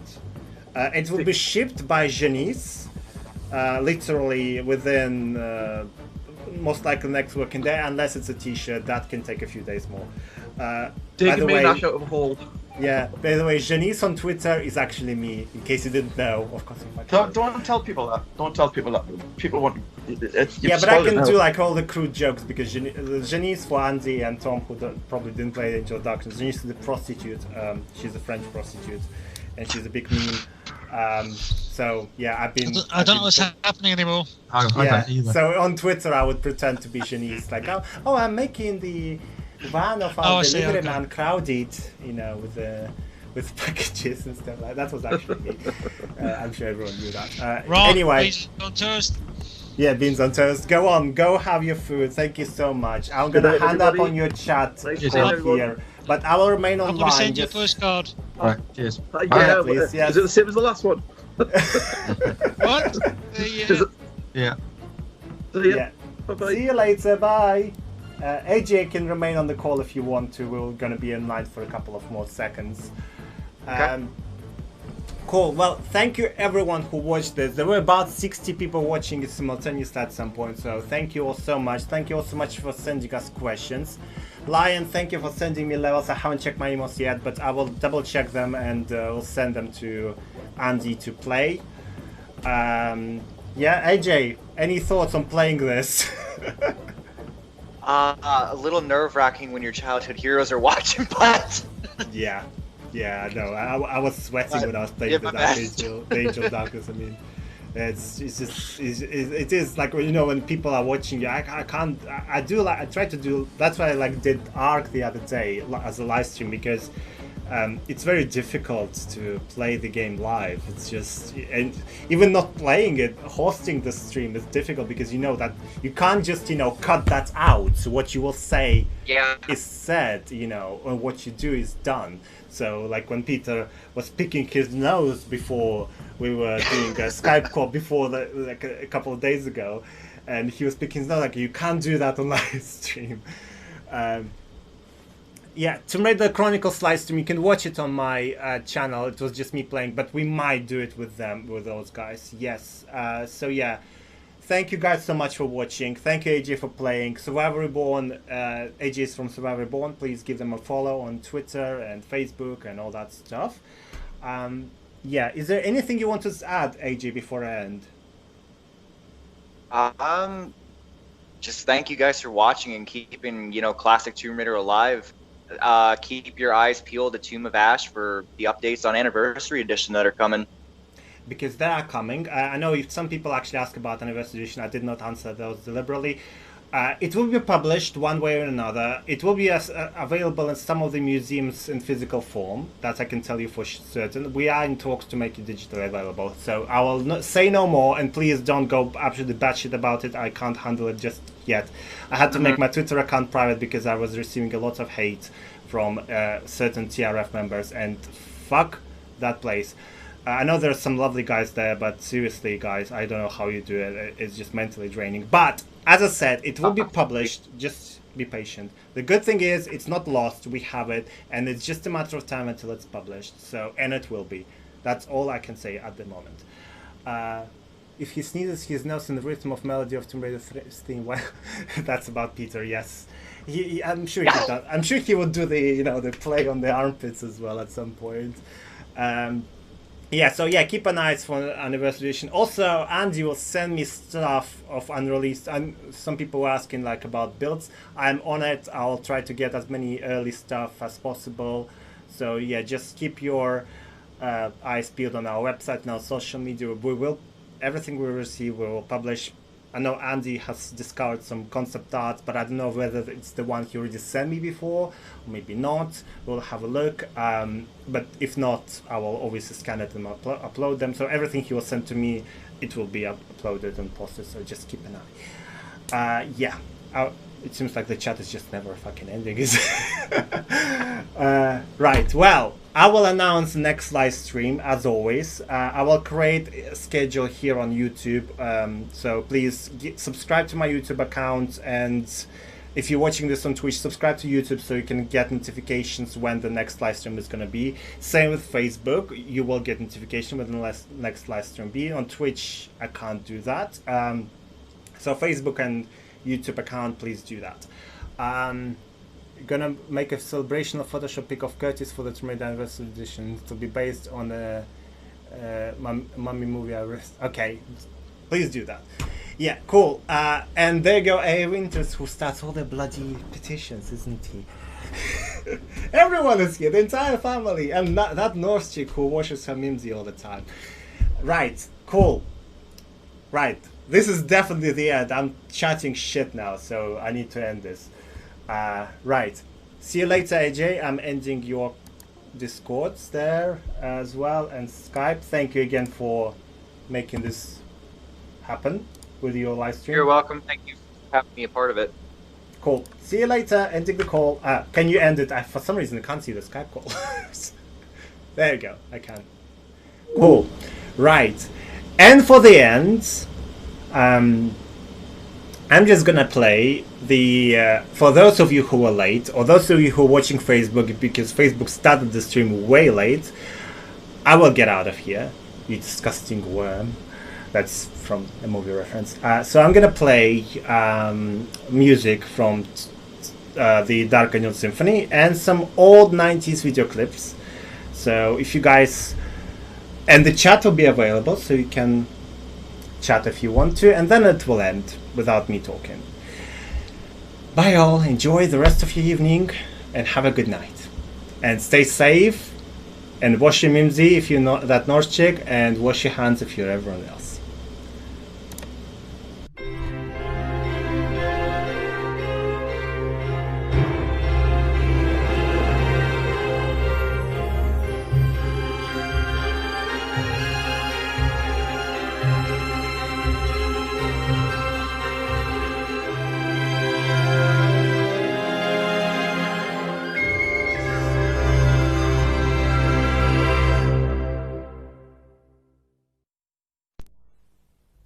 One woman is about to face her ultimate destiny.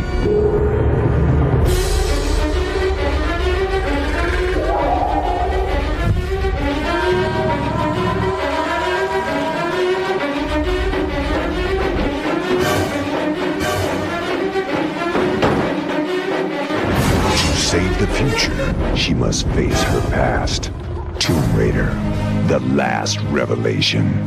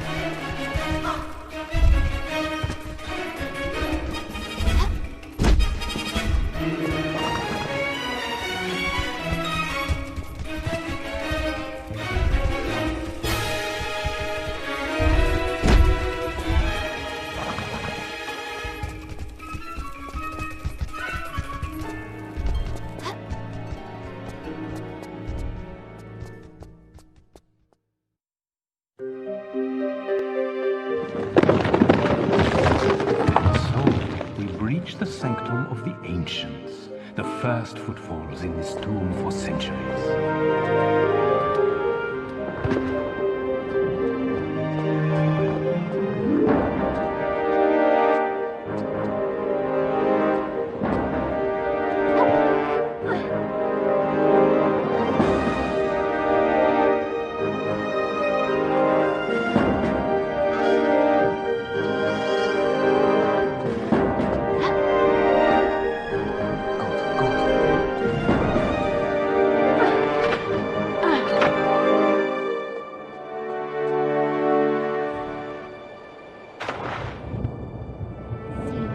No prizes for you this time, Lara.